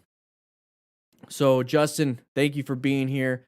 Swing by this channel and watch some of the videos, or watch some of this, and try to get an idea. Just play through it and try to go as quick as you possibly can. Side of the vehicle, lane merger, orange, red, brown stage. You know, just start naming things. Don't pause it. Just go through it. It's only 8 minutes, guys. I'm not asking for a 30-minute homework. Let's do that. All right. Robert, how you doing, dude? Is it cold where you're at? How's the bike doing? You get any more red accents? I love black and red. I really do. Amadeus, I love that name. Any advice riding in tunnels? I just arrived from a city ride, and it was my first time entering tunnels with the sun up. I couldn't see much, and it was scary as fuck. So are you saying because you had like a tinted visor and it got dark? I mean, just pop the lid open a little bit. Now, the problem is when you pop the lid open, let's say you pop it up to here. So it's like down here. You pop it up to here, possibility of eye injuries. And it's a no bueno situation when you get like a bug or something in your eye. So what you could do is kind of tilt it down. And your main thing is, remember, you need to look for those patterns. So if you have a good space cushion, you should be good. So when you look at that through the bottom crack, kind of like a visor in a car, what you can do is just look for the road hazards with that vision. But then you need to recognize that, if you see like all of a sudden an object kind of come over here, you can go ahead and do your stuff. Remember, you just always plan your ride, position yourself for safety. Look for, hazards, locate those hazards. But the main thing with positioning for safety is so that you have a good space cushion in the first place. Buy yourself time with a big space cushion. It's a tough situation. If you have, clear visor, it shouldn't be a problem. But, if it's sunny out and then all of a sudden it gets dark, ooh, bad issue. And that can also play into when you're riding in the mountains, you have a bunch of trees and they block the sun all of a sudden. They give you sun, block the sun, give you sun. Can really mess with your vision. The only thing you can really do for your situation with tunnels is having like a transition lens type visor, or having a drop down visor that pops back up. There's a lot of things like that, but I don't have that. I'm pretty sure you don't either. So when you have the visor down, just pop it up halfway to where it's still blocking anything to hit your eye, but you have this small section right here to where you can look at road hazards, but then you have like this vision of peripheral, non-focused vision to where you can still see patterns and you can still give yourself a good space cushion. Hopefully that helped you out. Moto Trist, what's your dream road to experience on a bike? I don't know, Moto Trist. That's a weird thing, is like I don't really go looking for crazy fun looking roads because I really don't know many. And I don't look for them first. And with that, I don't know very many, so I don't have anything to choose from. So everybody in the chat, everybody in the comments, write your favorite road and location. Now, if you want to keep it a secret, all right, don't say anything. But your favorite road and location. And before we jump into that, I do want to say thank you, Pin Throttle, again, and Sequitur. Ooh. Is it a non sequitur or just a regular sequitur? How you doing, man? Write in the comments like the specific road. Or is there an app? Guys, is there an app that showcases like really good roads like with reviews for motorcycle riding? I know there's websites. And I know the typical ones, the Dragon, blah, blah, blah, whatever. I don't when I hear about that, I think about how busy it is. You know what I mean? Like we went hiking in Sedona this last weekend. We stayed there a few days. So thank you guys, by the way, with the donations. You're helping paying for that bill that I'm gonna get. We went hiking. We went to Devil's Bridge. We've already done Devil's Bridge before, and we went there and just cars everywhere. I think it was Saturday. Cars everywhere, and I was like, you know what? Nah. So we all went to a different route and a different hike, and it was like nobody was there, and it was like a little secret. Better views, easier hike for me and the kids, and then we went second day and found a different one right next to it. Beautiful area. I mean, it's just like you don't have to go to the most popular one to have a great time. I think that's where I'm going at with that. I don't know, guys. Gonzalo, get some sleep, man. I think you're already gone, but get some sleep. Be safe, please. My partner Rob starts a new job Monday. Could you shout, "Hey, Rob"? Yo, Rob. How you doing, Rob? Starting a new job on Monday. Super happy to hear it. Right before Christmas, too, so that's like a blessing. And I'm hoping it's because you wanted that new job and you wanted to have a great time, right? That's a blessing, man. What's that on the ground? Whatever. Rob is a good name. My grandpa's name was Robert, so I love it. It's a great name. Can you give me 1/4 of your beard? Gregory, I don't know. 1/4. I mean, that's about. Can we put a value on 1/4 of my? What's the full value of my beard? 10 million. I can't give 1/4 of it. Not for free. Which was your first bike and which one would you buy if you had unlimited money, from Adam Jackman? First bike is a 2012 2012 Harley Davidson Sportster, 1200 Nightster, whatever the model name was. Absolutely loved it. Destroyed the crap out of it, taking it off road and having a good time. If I had unlimited money, what would I buy? I would probably still get my Indian FTR 1200S, but I would modify the living crap out of it for no reason other than aesthetics. if I really, really, really, really, really, really, really wanted to just, if I just had a ton of money right now and just said, screw it, you have 20 seconds to pick a bike, I would pick an Indian Challenger decked out. That or a Roadmaster. And that's because I probably don't know too much about bikes other than Indians right now. Would you at any time plan a group ride for crew that can come to AZ after getting the vaccine and stuff? Yeah, implicit, yes. We have plans for that. I just don't know when. So I'm coming up with ideas, but then it's also based off of the temperature. So it's like I want to go up Mount Lemon with the crew, but it'd be a nice, easy ride. But right now it's really cold up there, so I'm thinking summertime for that. But if it's more of a wintertime thing when everything's kind of settled down, we have other trips we can do. We can go to Bisbee, you know, a longer, non-technical ride. Just have a good time, meet up in Bisbee like everyone else, maybe Tombstone, you know, go to the OK Corral and all that stuff. And it's just like fun things, you know what I mean? Lake Patagonia is a great ride from Tucson too, by the way. But yes, implicit, I do want to do some stuff. It all depends. I mean, it's too hot in the summertime to do anything at the elevation we're at. Let's see. I got to catch up, guys. I got to catch up. I'm sorry. I got to catch up. I love your content. I'm new to your channel, but I have watched a ton of reviews in the last week. George from Spain, thanks you for it. Hey, Namaria, thank you. Justin, see you later, man. There we go. Okay, I think I'm caught up with that part. If you had 50K for DDFM, what would be something you'd make happen, Angel Crisis? If I had $50,000 for Dan the Fireman, the business, like the firehouse, that's a tough one. I would start laying the foundation for something that I truly wanted to. So I'd probably hire somebody or a couple people, or I'd start putting things in place, Angel Crisis. I do want to have a local place, I want to buy some land. Okay, let's just start with that. You know, what I would use that money for is for the foundation for this next thing I'm about to say. So I'd figure out whatever that foundation is with that 50,000. But I'm going to let you know what I kind of want to do right now. So what I want to do for 2021 or 2022, and I say that I'm trying my best to make it happen in 2021, is to get some land. I want to buy a piece of land, a commercial piece of land, and I want to pave it. And I want that to be an area for people to just show up and do some motorcycle training, and also be a place for me to host motorcycle training. And then also a safe place for those that want to do motorcycle stunting.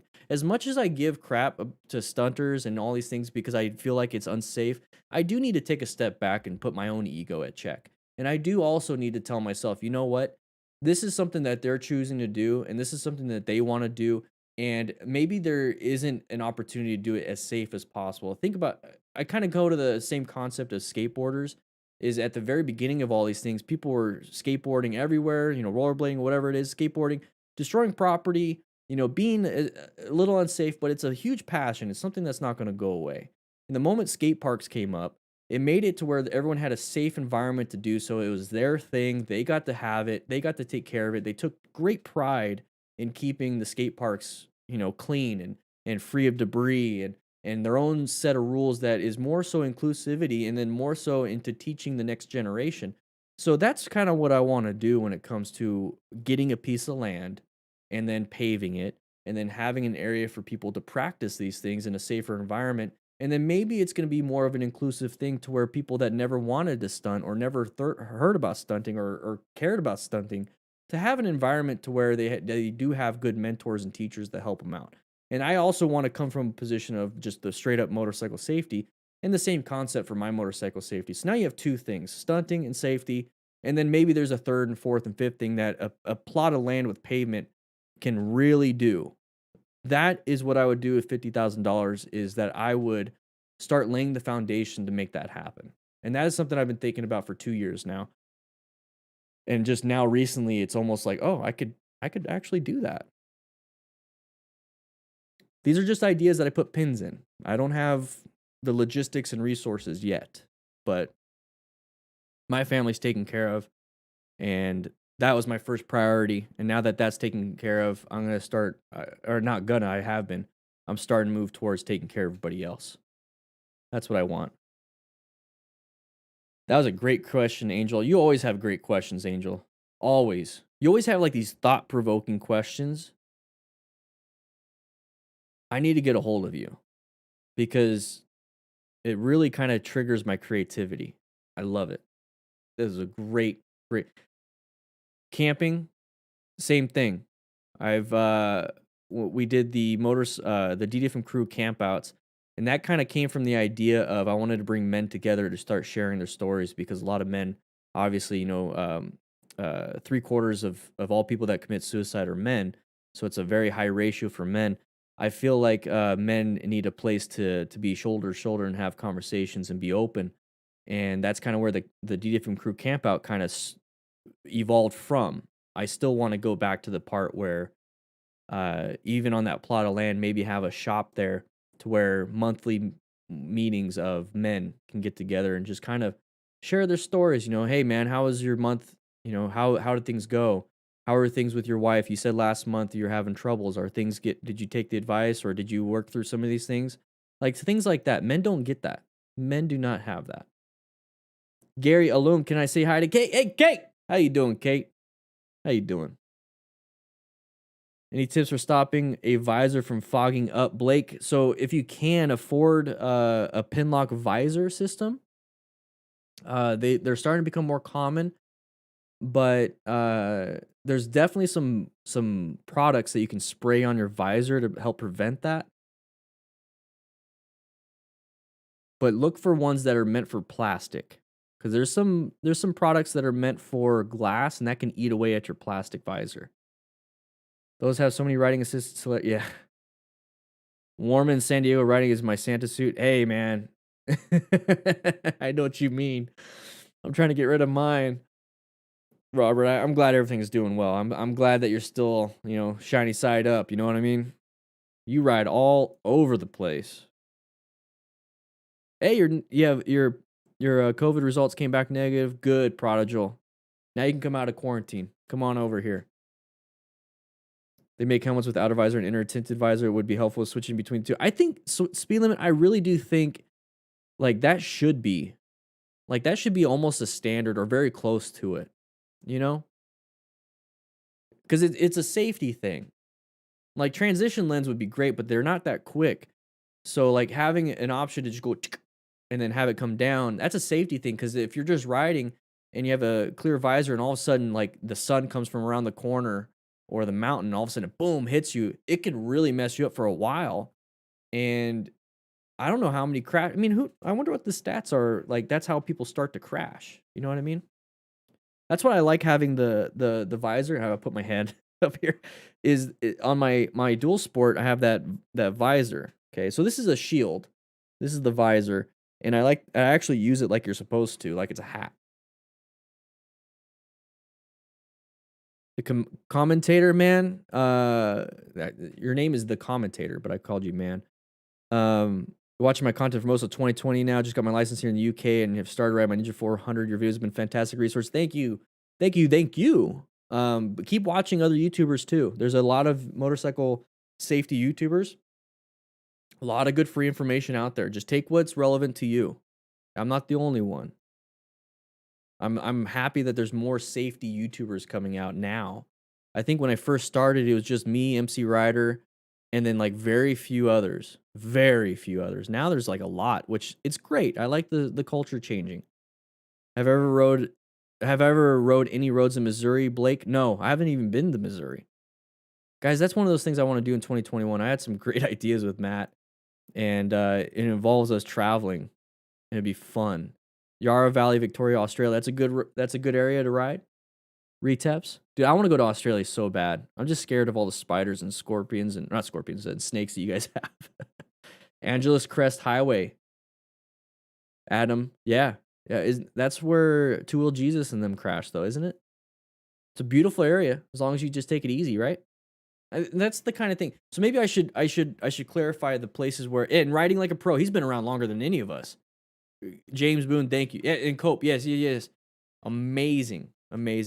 Hey, LMIO, don't forget Moto Jitsu. I remember when he showed up. I helped him start his channel. I told him to really dive or lean into the Moto Jitsu part. I have a email that I sent him in it was September 2018. Big old email saying, hey, lean in on that, because he was Fast Eddie. Yeah, he's doing really well. He's doing really well. That's good. Whatever it is that you guys can do to stay safe, watch whoever you can. I don't have to enjoy everybody, but I know you guys are getting good value from it. Clear visor with the light was the problem. The street was bright. The tunnel was dark. I hate it when the street's bright, huh? Yeah, even in a car, it sucks. Kalimoto app. Okay, Kalimoto. Let me see. Oh. All right. I have it in a different browser. I heard Reaver. Anybody hear of Reaver? I heard Reaver is working with Revzilla now. Reaver is part of Komodo Holdings. Anybody use Reaver before? I heard about them. So I got Kalimoto and Reaver. Guys, if you like the channel, but you don't want to sit through all the live streams and everything, we do have a highlights channel. So I post up a ton of stuff. See you later, James. All right, I got to catch up, guys. What would you recommend for recording while riding, Luke? I would recommend any of their newer GoPros, which they're starting to become a little bit cheaper. Any of the newer GoPros that have the what is it? The stabilization. I forgot exactly what their stabilization branding is called, but anything with like that stabilization, and then I'd record at minimum 720p 60 frames per second. 1080p 60 frames is perfectly fine. Get yourself a 128 gigabyte SD card that is was it level 10 or V30?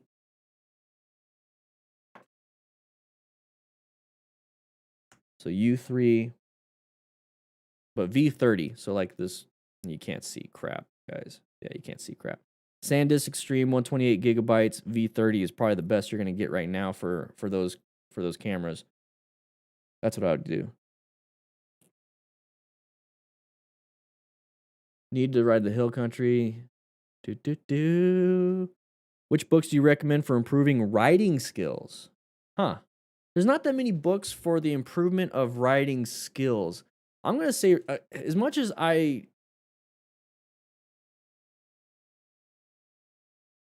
this is where my ego needs to just be like, you know what? It's not about me. Yeah, I don't care too much about Moto Jitsu. I used to, and I helped him out, and I felt like I got a little backstabbed. But the thing is, he helps out a lot of people. So honestly, I think his book, his first book, the Moto Jitsu, the belt training system, that's a pretty good book just to get you started and to really help you improve your system. And really, it's a progressive overload. It helps you move through, from beginner to more advanced stuff. I think it's good. We have two different training styles. We definitely have two different training styles, and it kind of rubs me the wrong way in some ways. But the thing is, it's not about me. It's about you guys. So if you get value from it, and if you're able to learn from it, and you're able to learn from both or whatever, or you like him more than me, that's perfectly fine. All I care about at the end of the day is that you're safe. So whether it's from me or not, I don't care. So I think for the best bang for your buck, get his book until I make my own, to be quite honest, which I'm working on. And then I think the next thing for the bang for your buck would be Jerry Palladino's book and program. I think both of those are really good. Jerry Palladino, his Ride Like a Pro system, probably his is better. His is probably not better. It's more comprehensive. You're going to get a lot from his book and training program. And you're just going to get down dirty with Moto Jitsus. You know what I mean? So you get benefits from both. So I'd get both. I do have both. They're both good. They're both really good. Hopefully that answered your question. And here's the thing, guys, and I'm starting to see ALMO, not trying to further any drama. If you want to, you mind explain what your problem is with Moto Jitsu? Just curious. I it really comes down to two different training styles.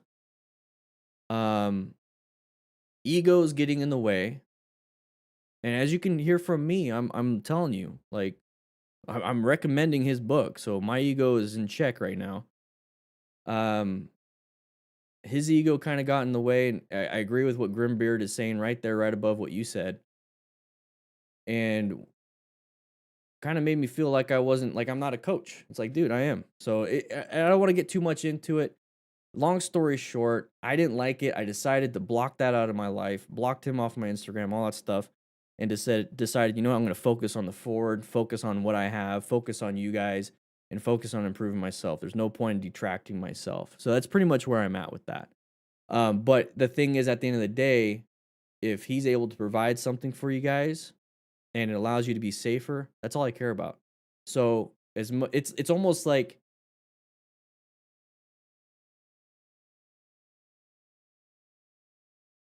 it's hard to explain. It really is hard to explain. When you have to put your when you have to put your own ego in check, it's really hard to be nice, but you should be, and that's what I'm trying to be right now. So I'm just gonna leave it at that.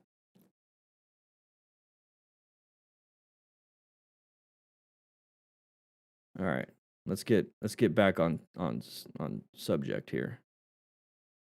It's a great question though, and that's the thing is I will do you. All you asked about was books, and I brought it up, so don't worry about it. ALMAO. I love your name. Total Control is a great book. Implicit, yeah. So Total Control is a great book. I took the Total Control ARC 1 and 2. Great class. As much as I don't like Lee Parks, um, I like Lee Parks. I just had some bad experiences with him. I do like what he provided. It's great stuff. Nick Lanistash, there you go. Not ride like a pro. Yamaha Champion Riding School, great teacher.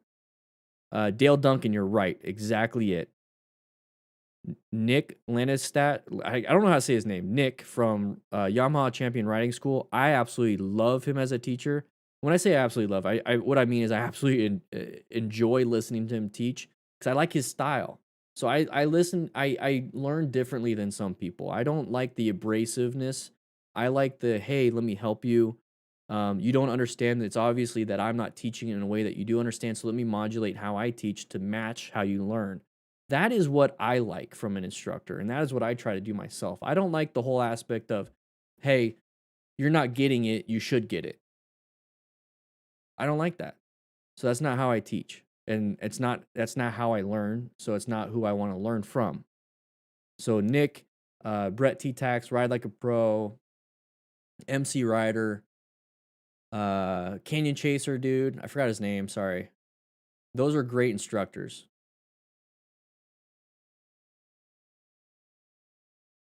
Yeah, no problem. No problem, man. Eric, thank you, man. It's tough.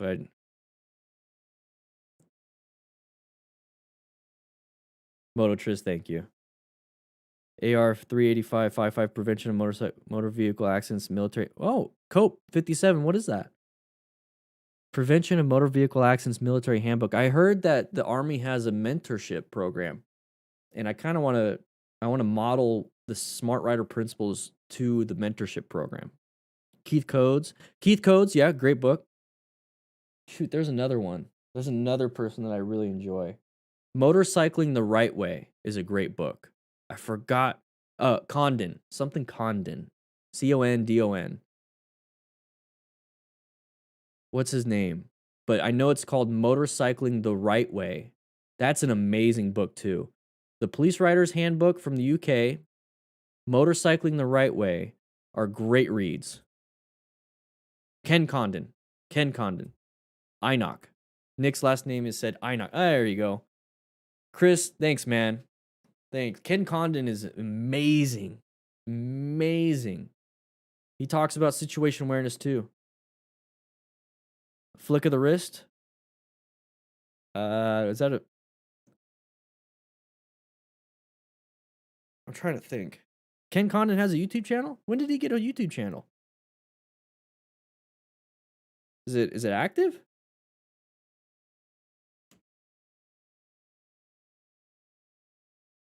No way. I'm not subscribed. Heck yeah. It seems like he wasn't active, or he just start it? So 7 months, 1 year, 2 years. No, he didn't just start it. 5 years, 6 years, 6 years ago. Maybe it just wasn't active. Or maybe I just never looked at it. I like his stuff. I just subscribed. Thanks, man. Appreciate it. Flick of the wrist. Swear I've heard that. Twist of the wrist. Yeah, I've heard of twist of the wrist. Is that what you're trying to talk about? Depression, anxiety, plus panic attacks are not the best, but thanks for all your support. Hey, Luke, it's not the best. It really isn't. But here's kind of what I love about motorcycling or anything that you're passionate about is that with depression and anxiety, okay, right away, that is you thinking about stuff outside of what's happening right now. Depression is what you're thinking about in the past. Okay, so past things that has caused you pain or sadness or hurt is bringing the depression. Things in the future that you're worried about is causing anxiety. So past, future, what's the last thing that we have in the moment? So if you can find something, whether it's motorcycling, video games, walking, working out, whatever it is that makes you focus on in the moment, that is your reprieve of your depression and anxiety. That's why a lot of motorcycle riders love motorcycling, because it gives them that meditation from the anxiety and depression, from thinking in the future, thinking in the past. And that's what it is. It's meditation. So if you find anything that's meditative, so for me, it's walking my dog twice a day, morning and evening, which I'm going to do after this. That is meditative because I have music going and all I'm focusing on is foot, walking. And motorcycle riding, all I'm doing is focusing on side of the vehicle, intersection, corner, orange stage, yellow stage, orange stage, yellow stage, yellow stage, scan. I'm not thinking about in the past or the future. I'm in the zone. That's why you're in yellow zone. And it could be anything, video games, boom. But the problem is once you stop, so you get off your bike and you go inside, it comes back. When you stop playing video games, it comes back. When you stop walking, it comes back. And that's where a lot of people have a lot of problems, and it's where I had a huge problem. So I didn't know how to handle me hanging out with the family. I didn't know how to handle me doing anything outside of these activities. So I would abuse my activities. I would focus on riding all day. I would focus on video games all day. I would go and work out 5 times a day. I would do all these things that were coping mechanisms from thinking in the past and thinking in the future. A lot of people do drugs. A lot of people drink alcohol. A lot of people abuse different things. A lot of people abuse their family because they put it on them and then they can focus on the hate. That's a problem. Estevan, I think that's how I said it, right? Wilson, welcome to the crew. So the thing that I did was I was an angry person. It's easier to focus on the anger than to focus on the past and in the future and then fix those problems. So I started to realize this was a problem of mine. So I sought therapy. I went and sought a counselor. I got very lucky. Not all counselors are the same. Not all therapists are the same. And I went and sought a therapist and got some tools to where when I wasn't on the bike or on a walk and I was in the day-to-day stuff, I was able to now zone in on those tools and hyper focus on the tools to allow me to cope with whatever it was that was going on. So the main thing is cognitive behavioral therapy. I'm going to tell you that right now. You need to change your habits, develop different habits to where you're not thinking of the past and present. And I still struggle with it today. I've gotten a lot better. 2020, the reason why I feel like 2020 was the best year of my life wasn't because of YouTube. It was because of my own therapy that I've been having throughout the year. And that is what's helped me out with my own issues, which then allowed me to free up time from thinking of the future and past and to think of now, to now develop even more on the channel, to develop even more of a relationship with my family, to develop more of my passions. So your anxiety and depression, and I'm projecting a lot. So I don't want to single you out. I'm just explaining my own experiences, and that's one of the things that I really wanted to bring to the channel. You know, I'm not just a motorcycle safety channel. I want to keep you guys safe channel, and whatever it is I can do, that's what I'm going to do. And if, like I said, male depression kills way too many people. It's why the Movember Foundation, Distinguished Gentleman's Right, is so near and dear to my heart, is because of all those things. So the CBT is going to help you out. You need to really focus on the tools and how to develop it. 2020 has been amazing because of that, and I can't wait to really keep working on myself so that I can help others. I really hope that was a question that I just went off on. I just wanted to share that with you guys. You know, that's part of it. You know, being part of, you know, a group and a club and a crew or whatever you want to call this. You know, we're here to help each other out. We definitely are. We really are. And it would be stupid of me or inauthentic of me to say, "Hey guys, go join the Discord. We have a mental health section," which we do, but then never share anything myself. It's like, why would I ask you guys to share something if I wasn't going to do it myself? Why would I ever ask you guys to go out and practice motorcycle safety if I didn't do it myself? Why would I tell you to live the smart rider principles? You know what I mean? I live everything I say, and literally that's it. And I will tell you when I don't know something. But I really want people to understand that there are people that care about you. And don't let depression, anxiety ruin your life. Welcome Wilson and welcome Angela. Welcome to the crew. Marnie, you saying CBT helped you a lot too. It's amazing that your reality prior to getting therapy, your reality is everything is like I used to think, and it's hard to even think about it now. I used to think, why is everything happening to me? Like, I feel like I'd get on a good streak. Like, I feel like I'd have 2 weeks straight. And I'm like, oh man, hell yeah. I can finally save up for this, or I'm having a great time. And then all of a sudden, when things are going good, boom, something hits. And I used to always say, it's like, once I started saving up money, something happened. Now I got to spend all my money on this. And I used to feel that way. And now it's just like, I kind of just expect it to happen. And it's like, well, it's going to happen no matter what. So how do I deal with it? And that's what CBT helped. Cognitive behavioral therapy changed my mindset of why does it always happen to me to, all right, we got another problem we got to fix, and it's not a big deal. That's kind of the concept that I started running through. Motor my dog passed away in July and had been tough. Finally got back to riding and wrecked my bike. I'm fine though. Sorry, I didn't mean to laugh. Stay strong, everyone. It seems like everything's hitting you, man. Motor I hope you're doing well. I hope you're doing really well. Thank you for commenting on my Instagram all the time. I appreciate it. I hope you're doing fine. I couldn't imagine my dog.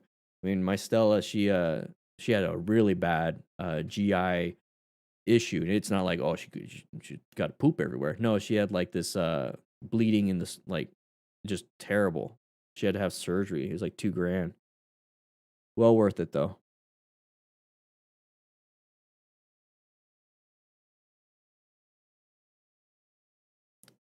Jarius, what are you talking about? Reckless subscribers told him to go die. Who told who? Yeah, Luke, it's so hard when you have to be a strong man. Yeah. That's the thing is like you get that aspect is if you have feelings, all of a sudden you're not a man, and that's a hit to the ego for a man. You're allowed to have feelings. Hey, look at me, guys. Look at the massive amount of testosterone I have because of this beard. In order to grow this, you got to have a massive amount of testosterone, right? I'm a man. I might be 5'6". I might be short. Okay, whatever. But I got a really good shaped head, and with the beard, I got hazel eyes. Man, I got whoo-wee. Heartbreaker. Just kidding. But I can talk about my feelings. Doesn't change who I am. Just finally open about it, right? And Luke, another thing, another book that helped me out for this specific issue is I Don't Want to Talk About It by Terrence Real. Now, see how I'm able to say that like easy, like I know who this person is and all those things. It's an amazing book. I listened to it on audiobook, so I'm not going to pretend like I read it. I listened to it in audiobook. Um, I listened to it like 5 times. An amazing book. That's going to open your eyes to, oh, different realities. Oh, therapy will help me out. Oh, it's okay to talk about it. Oh, this is why I don't want to talk about it. Oh, it's why men get angry versus women and what we need. You start to get these oh moments like, oh my gosh, wow. Oh, that's me. That's me. That's me. At least that's what I got out of it.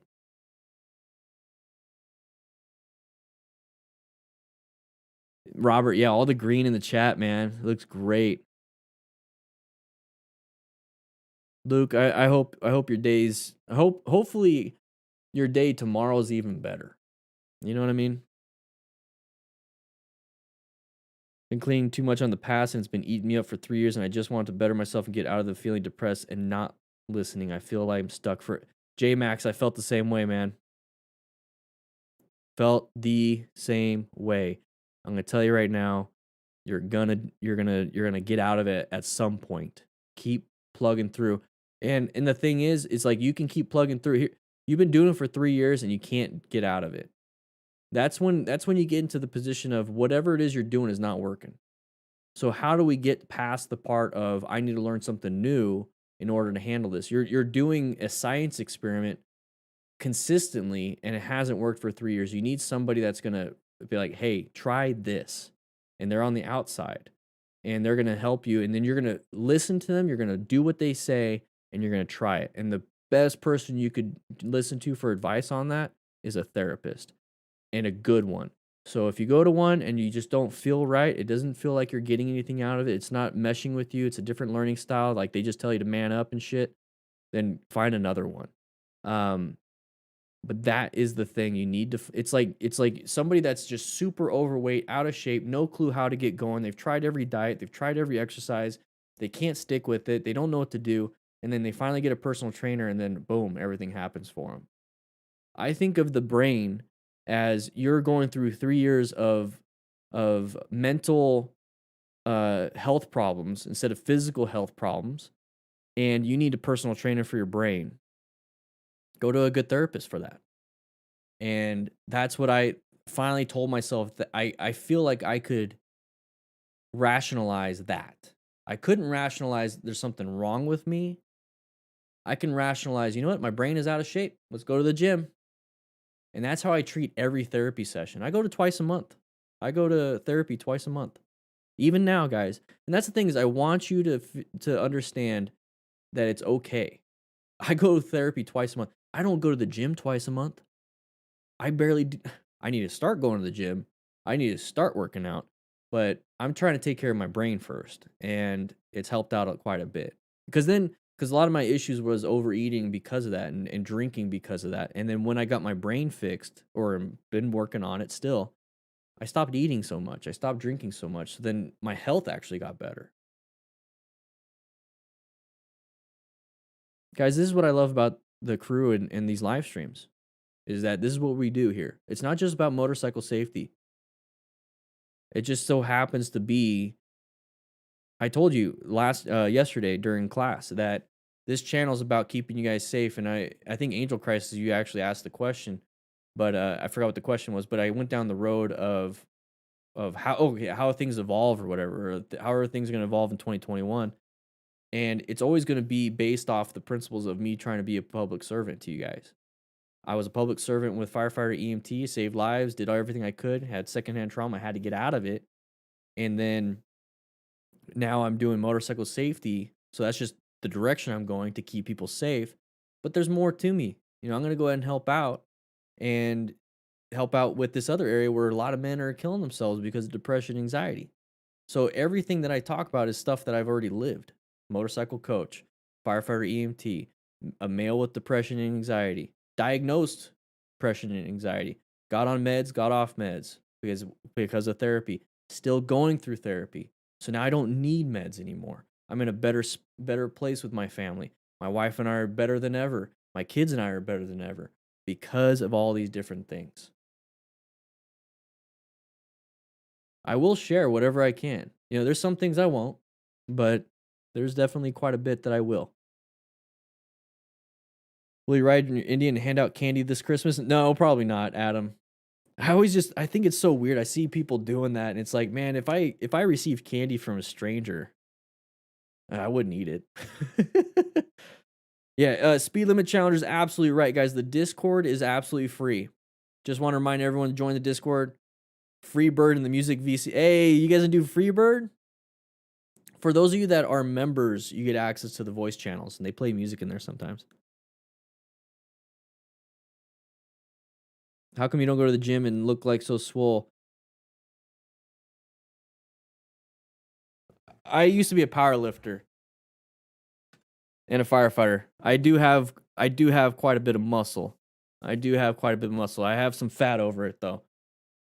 I used to be a power lifter, deadlift 495 at 150 body weight. I think max squat was 365 at 150. Bench was 250 at 150. Bench was never my strong suit. Competition records, I did hold the Arizona State record in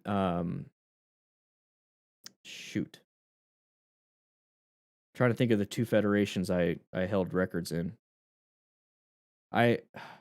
USPA, I held the Arizona State record for the 148 weight class. I think it was like a 450 deadlift, 245 bench, and 345 squat in competition at 144 pound body weight. That was a while ago, though. I used to work out all the time.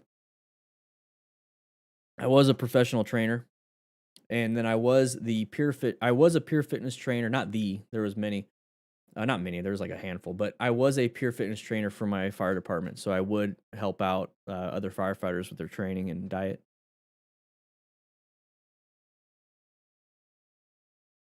Secondhand trauma, what is it? You answered your question. It's stuff that I saw. It did mess me up a little bit. A lot of kids dead, a lot of burned victims, motorcycle trauma, car trauma. And it wasn't the injuries themselves that caused the trauma. It was the situations around those injuries.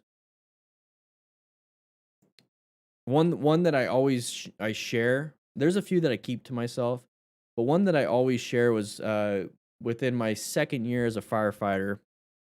I think it was 2008. Child drowning, 4-year-old, 3 to 4-year-old. I can't remember the ages anymore. Jeez, but I know it was well before preschool. Drowning, near drowning. It was a drowning. And it happened in a bathtub because the mother was on the phone with a new boyfriend in the other room, and the 3 to 4-year-old was in the bathtub with a 6-year-old, 6 to 7-year-old, I'm going to say that. And she wanted the 6 or 7-year-old to watch the 3 and 4-year-old in the bathtub. Yeah. The kid was cyanotic when we got there and was not responsive to oxygen therapy, was breathing on his own, but I have a feeling there's going to be long-term deficits for that child. And the situation around it pissed me off, and it still does. But then you got to be compassionate and realize that the mother didn't want that in the first place. It was a mistake. It was a stupid mistake. That's where the anger is coming out. So it was just a mistake, but it's a terrible situation to have to try to fix, right? And that's one of the easier ones to talk about. There's ones that I've kept to my chest that I haven't told anybody.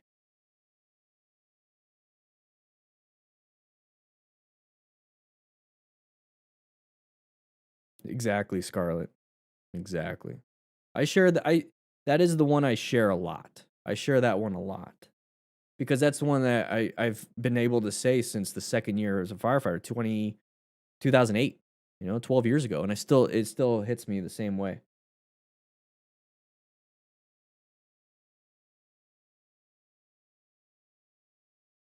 Oh, heavy Harris. That's rough.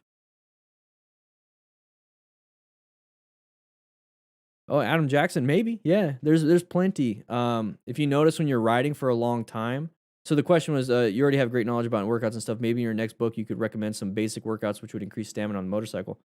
Um, it's a great question. So when you think about when you're riding, like what are some of the things that happen to you? So your hips start to, cramp up, your lower back, maybe your upper back, and you start to do this, you're like, ugh, when you're riding.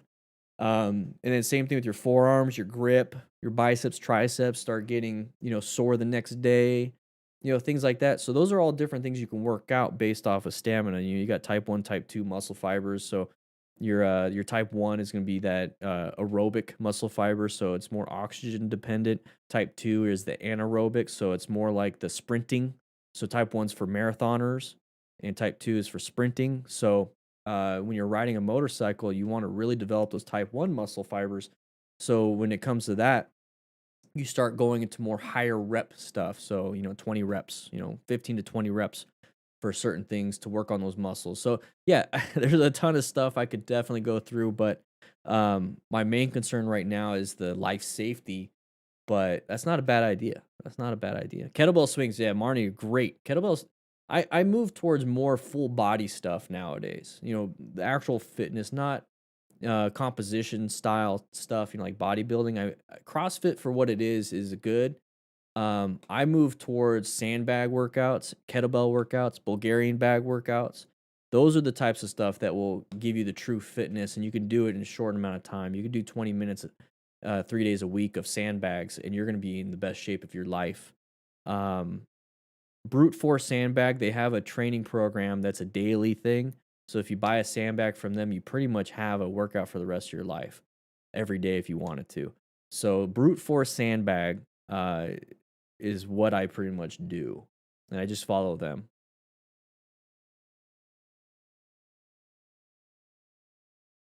J Max, I'm glad. I'm glad. And in J Max, in the meantime, we do have, like I said earlier, a mental health section on the Discord.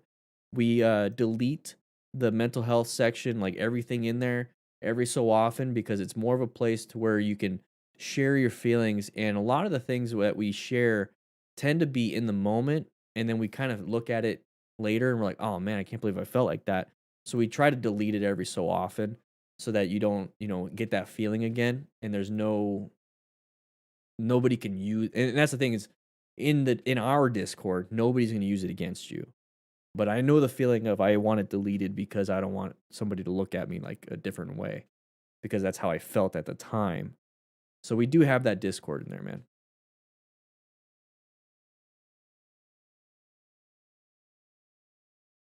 Oh, heavy Harris. Yeah, see those little things, man. Those little things.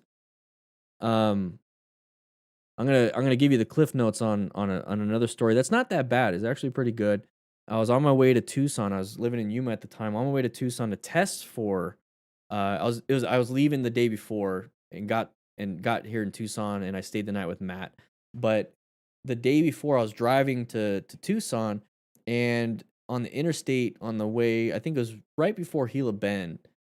No, it was after Gila Bend. It was right after Gila Bend, and I didn't witness. I saw a car on its roof.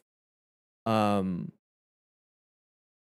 yeah, on its roof on the right side, and I was able to pull over, and there's already a bunch of people there, and I just kind of walked calmly, started doing my scene size up, and realized that there was two patients. I did everything. I worked through it. I expressed who I was, and I was able to handle one patient that was on the ground, chest pain.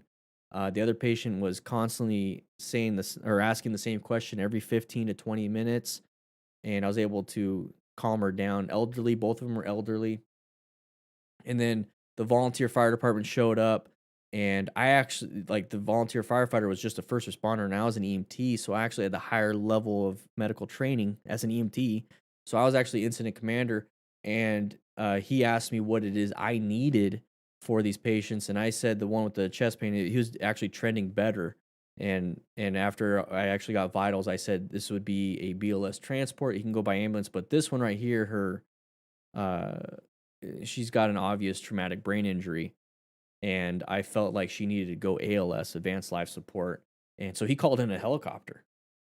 So called in a helicopter for her, and we got her transported and loaded, and he got loaded on the ambulance, and I just was like, all right, guys, see you later.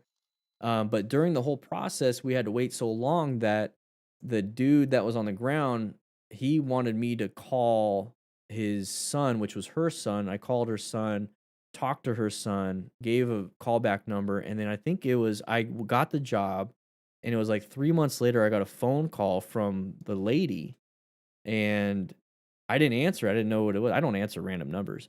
And I got a voicemail stating, she's doing better. Thank you so much. Blessing and all these wonderful words. And it's like, those are the things that like. I did it first because I wanted to help somebody. But then getting that phone call is just like, wow. Wow. And it was just really nice.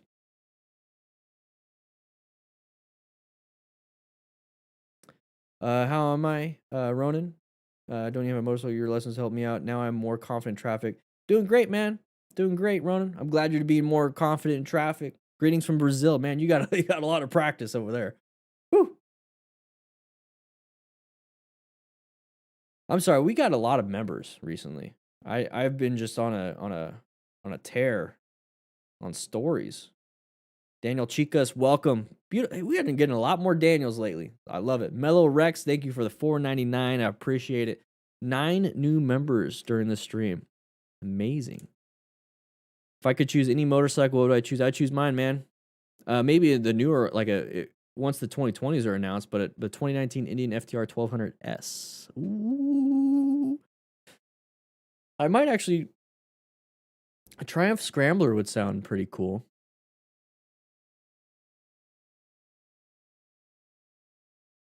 Oh, implicit. Ugh. I can't even imagine. That's like so large of an event that it's like it's not believable. Like I right now I'm in denial, I haven't I wouldn't like a denial of an episode like that. You know what I mean? And then you go through the whole process and you finally accept it, but it's like, man, just hearing that denial. So crazy how big of an event that would be.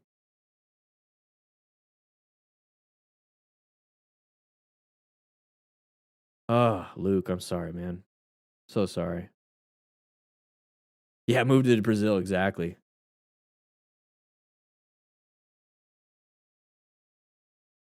Scarlett, exactly. Just the thank yous is what I mean, that's why I do this, Scarlett. Like for the longest time I wasn't getting paid to do this, and now I'm able to support my family because of all of you. So that's my huge thank you to you guys. Advertisers, play money or play ads on my videos and everything. But you guys watch my videos, so that it's like a symbiotic relationship. So hearing just the comments for the longest time, even now, just saying, hey, I hear your voice in my head. Hey, I was able to get myself out of the situation. Hey, I didn't have gear, but until you really showed me I needed gear, I finally did. But then I got in a crash and I would have lost my leg if it wasn't for you. Like those things, it's like, wow. Hell yeah. I screenshot quite a bit of them. And I'm not here, guys. I hope you know I'm not blowing my own horn here. I just want to share stuff with the crew. You know what I mean? So I got one right here. So I screenshot them.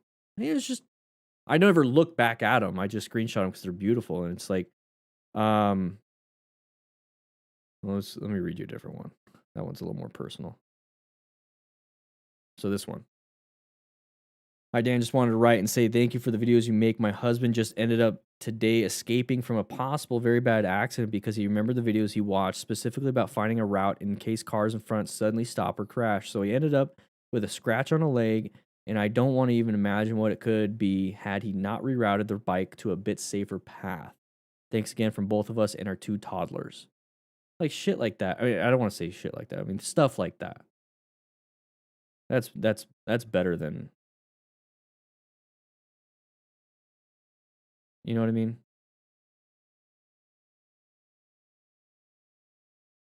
It's beautiful. I think about the kids, like they're 2 toddlers. Michael, we do need a DDFM meetup.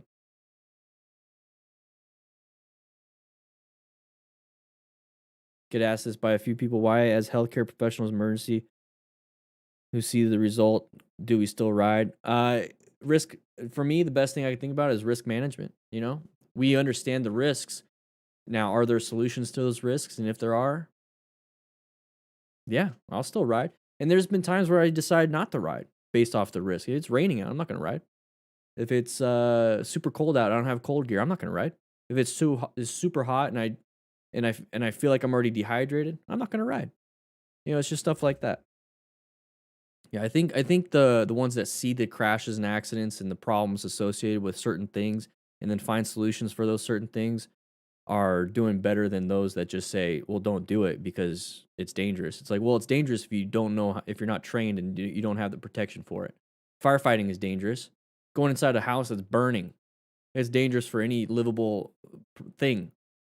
But if you have the training and you have the support and you have the personal protective equipment and you understand the risks and you know how to mitigate those risks, it's relatively safe for what it is. You know, you risk a lot to save a lot. So if there's somebody inside that doesn't have any of that stuff, I will go inside with the stuff I have and I will attempt to save a life. If it's just a house burning and there's no one in there and we know for a fact nobody's in there, and I'm not going to go inside. So that's how I approach everything in my life. And I think you understand that too. It sounds like you're coming from a position of a healthcare professional. You know what I mean, right? Just breaking Swerve. Angel Crisis. I'm happy about it, dude. I don't know. I just wanted to share some of these things. You guys are here to make it possible, right? So like 20, let's say 20 of you watch a video, and it kind of gets it into that algorithm with YouTube, and then 2 people watch it. So 22 views total. 20 of you subscribers, 2 new people. Maybe those 2 new people would never have seen that video because you guys, or they would never have seen that video if it wasn't for you guys. And now 1 out of those 2 was able to be saved with some of the information that I provided. Does that make sense? So it's not, I just put it out there. You guys are sharing it with somebody that could use it. So that's why sharing is so important to me. That's why, the supposedly likes and comments are huge for the algorithm. That's why I do want to have high views, because then that means more and more people are seeing the safety aspect. And then with the advertiser revenue and all that stuff, Angel Crisis, you asked about the 50K. I've been saving quite a bit because I still want to get towards that goal. And my family's taken care of. I'm done. I don't need any more. I'm done. Everything else goes straight to laying foundations towards these new things. That's why I'm telling you guys, like, after 2020, like the next 10 years, like I got a 10-year plan, and I'm hoping to get it done in 5. It's going to be insane. You're going to see some crazy good things happening for this motorcycle community. At least that's what I think. I think what I'm doing is good for the community. There's the imposter syndrome coming in.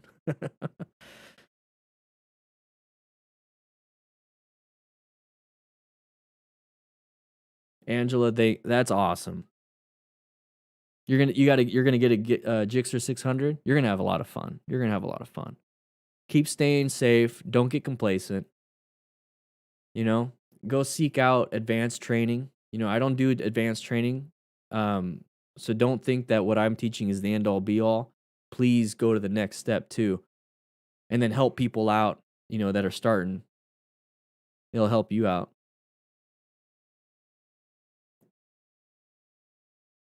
From Belgium, Ali, how you doing?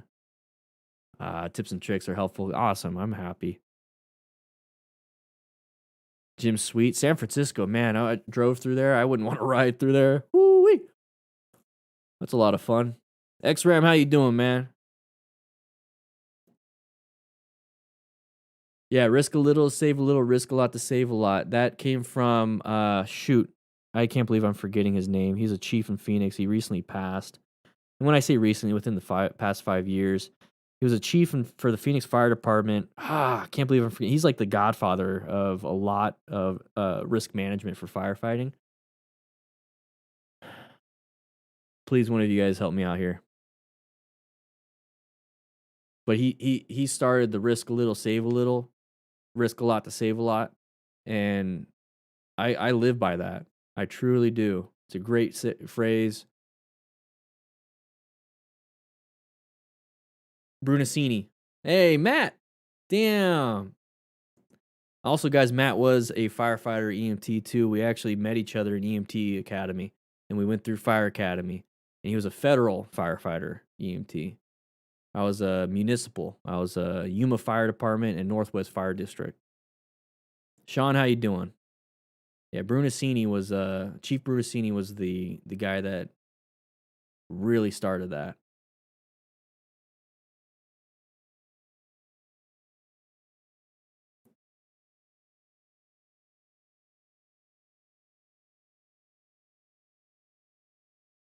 All right, guys, it's 5:20. We stayed a little bit longer. I usually do 20 to 30 minutes of Q&A, but we're having too much fun. I gotta get going. I gotta get going. Oh, so what I'm gonna do is I'm gonna take you to the crew lounge real quick, and I want you guys to grab the rest of the burritos. I don't think I can eat the rest of them. I'm gonna enjoy my walk, my meditation, and I want you guys to. So in the meantime, let's go to the lounge real quick. Go ahead and grab yourself some burritos con queso right here. Go ahead and grab some. Take it home. Get it out of here. We're going to get new food for tomorrow. We have a new class tomorrow. It's going to be 3 p.m. Mountain Standard Time. It's Christmas Eve, everybody. So hope you guys have a great time. But yeah, check out the links in the description. We do have homework tonight. That is going to be the video we're going to be watching tomorrow. So you guys will be prepped and ready for tomorrow's class. Okay, so check it out. Links in the description. Tomorrow we might have homework or not. I don't know. It all depends on how I feel. But go ahead and grab yourself some of these and then head out into the Discord where they're going to have some crew voice chat, music, or whatever going on. If not, it's a fun place to hang out. All right, guys. I'll be seeing you around. Yeah.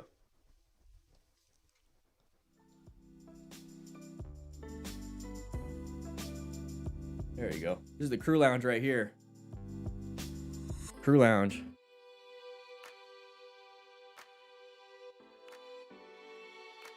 What should I use? All right. Well, I'm not embarrassed. I feel lazy.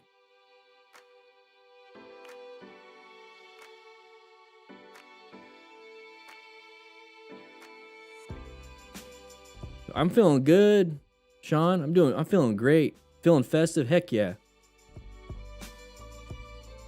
By the way, guys, bring your favorite ugly sweater for tomorrow's class. I'll be wearing mine. Ugly sweater, tomorrow's class. There you go, Scarlett's giving you guys the Discord link. It's invites. Woo!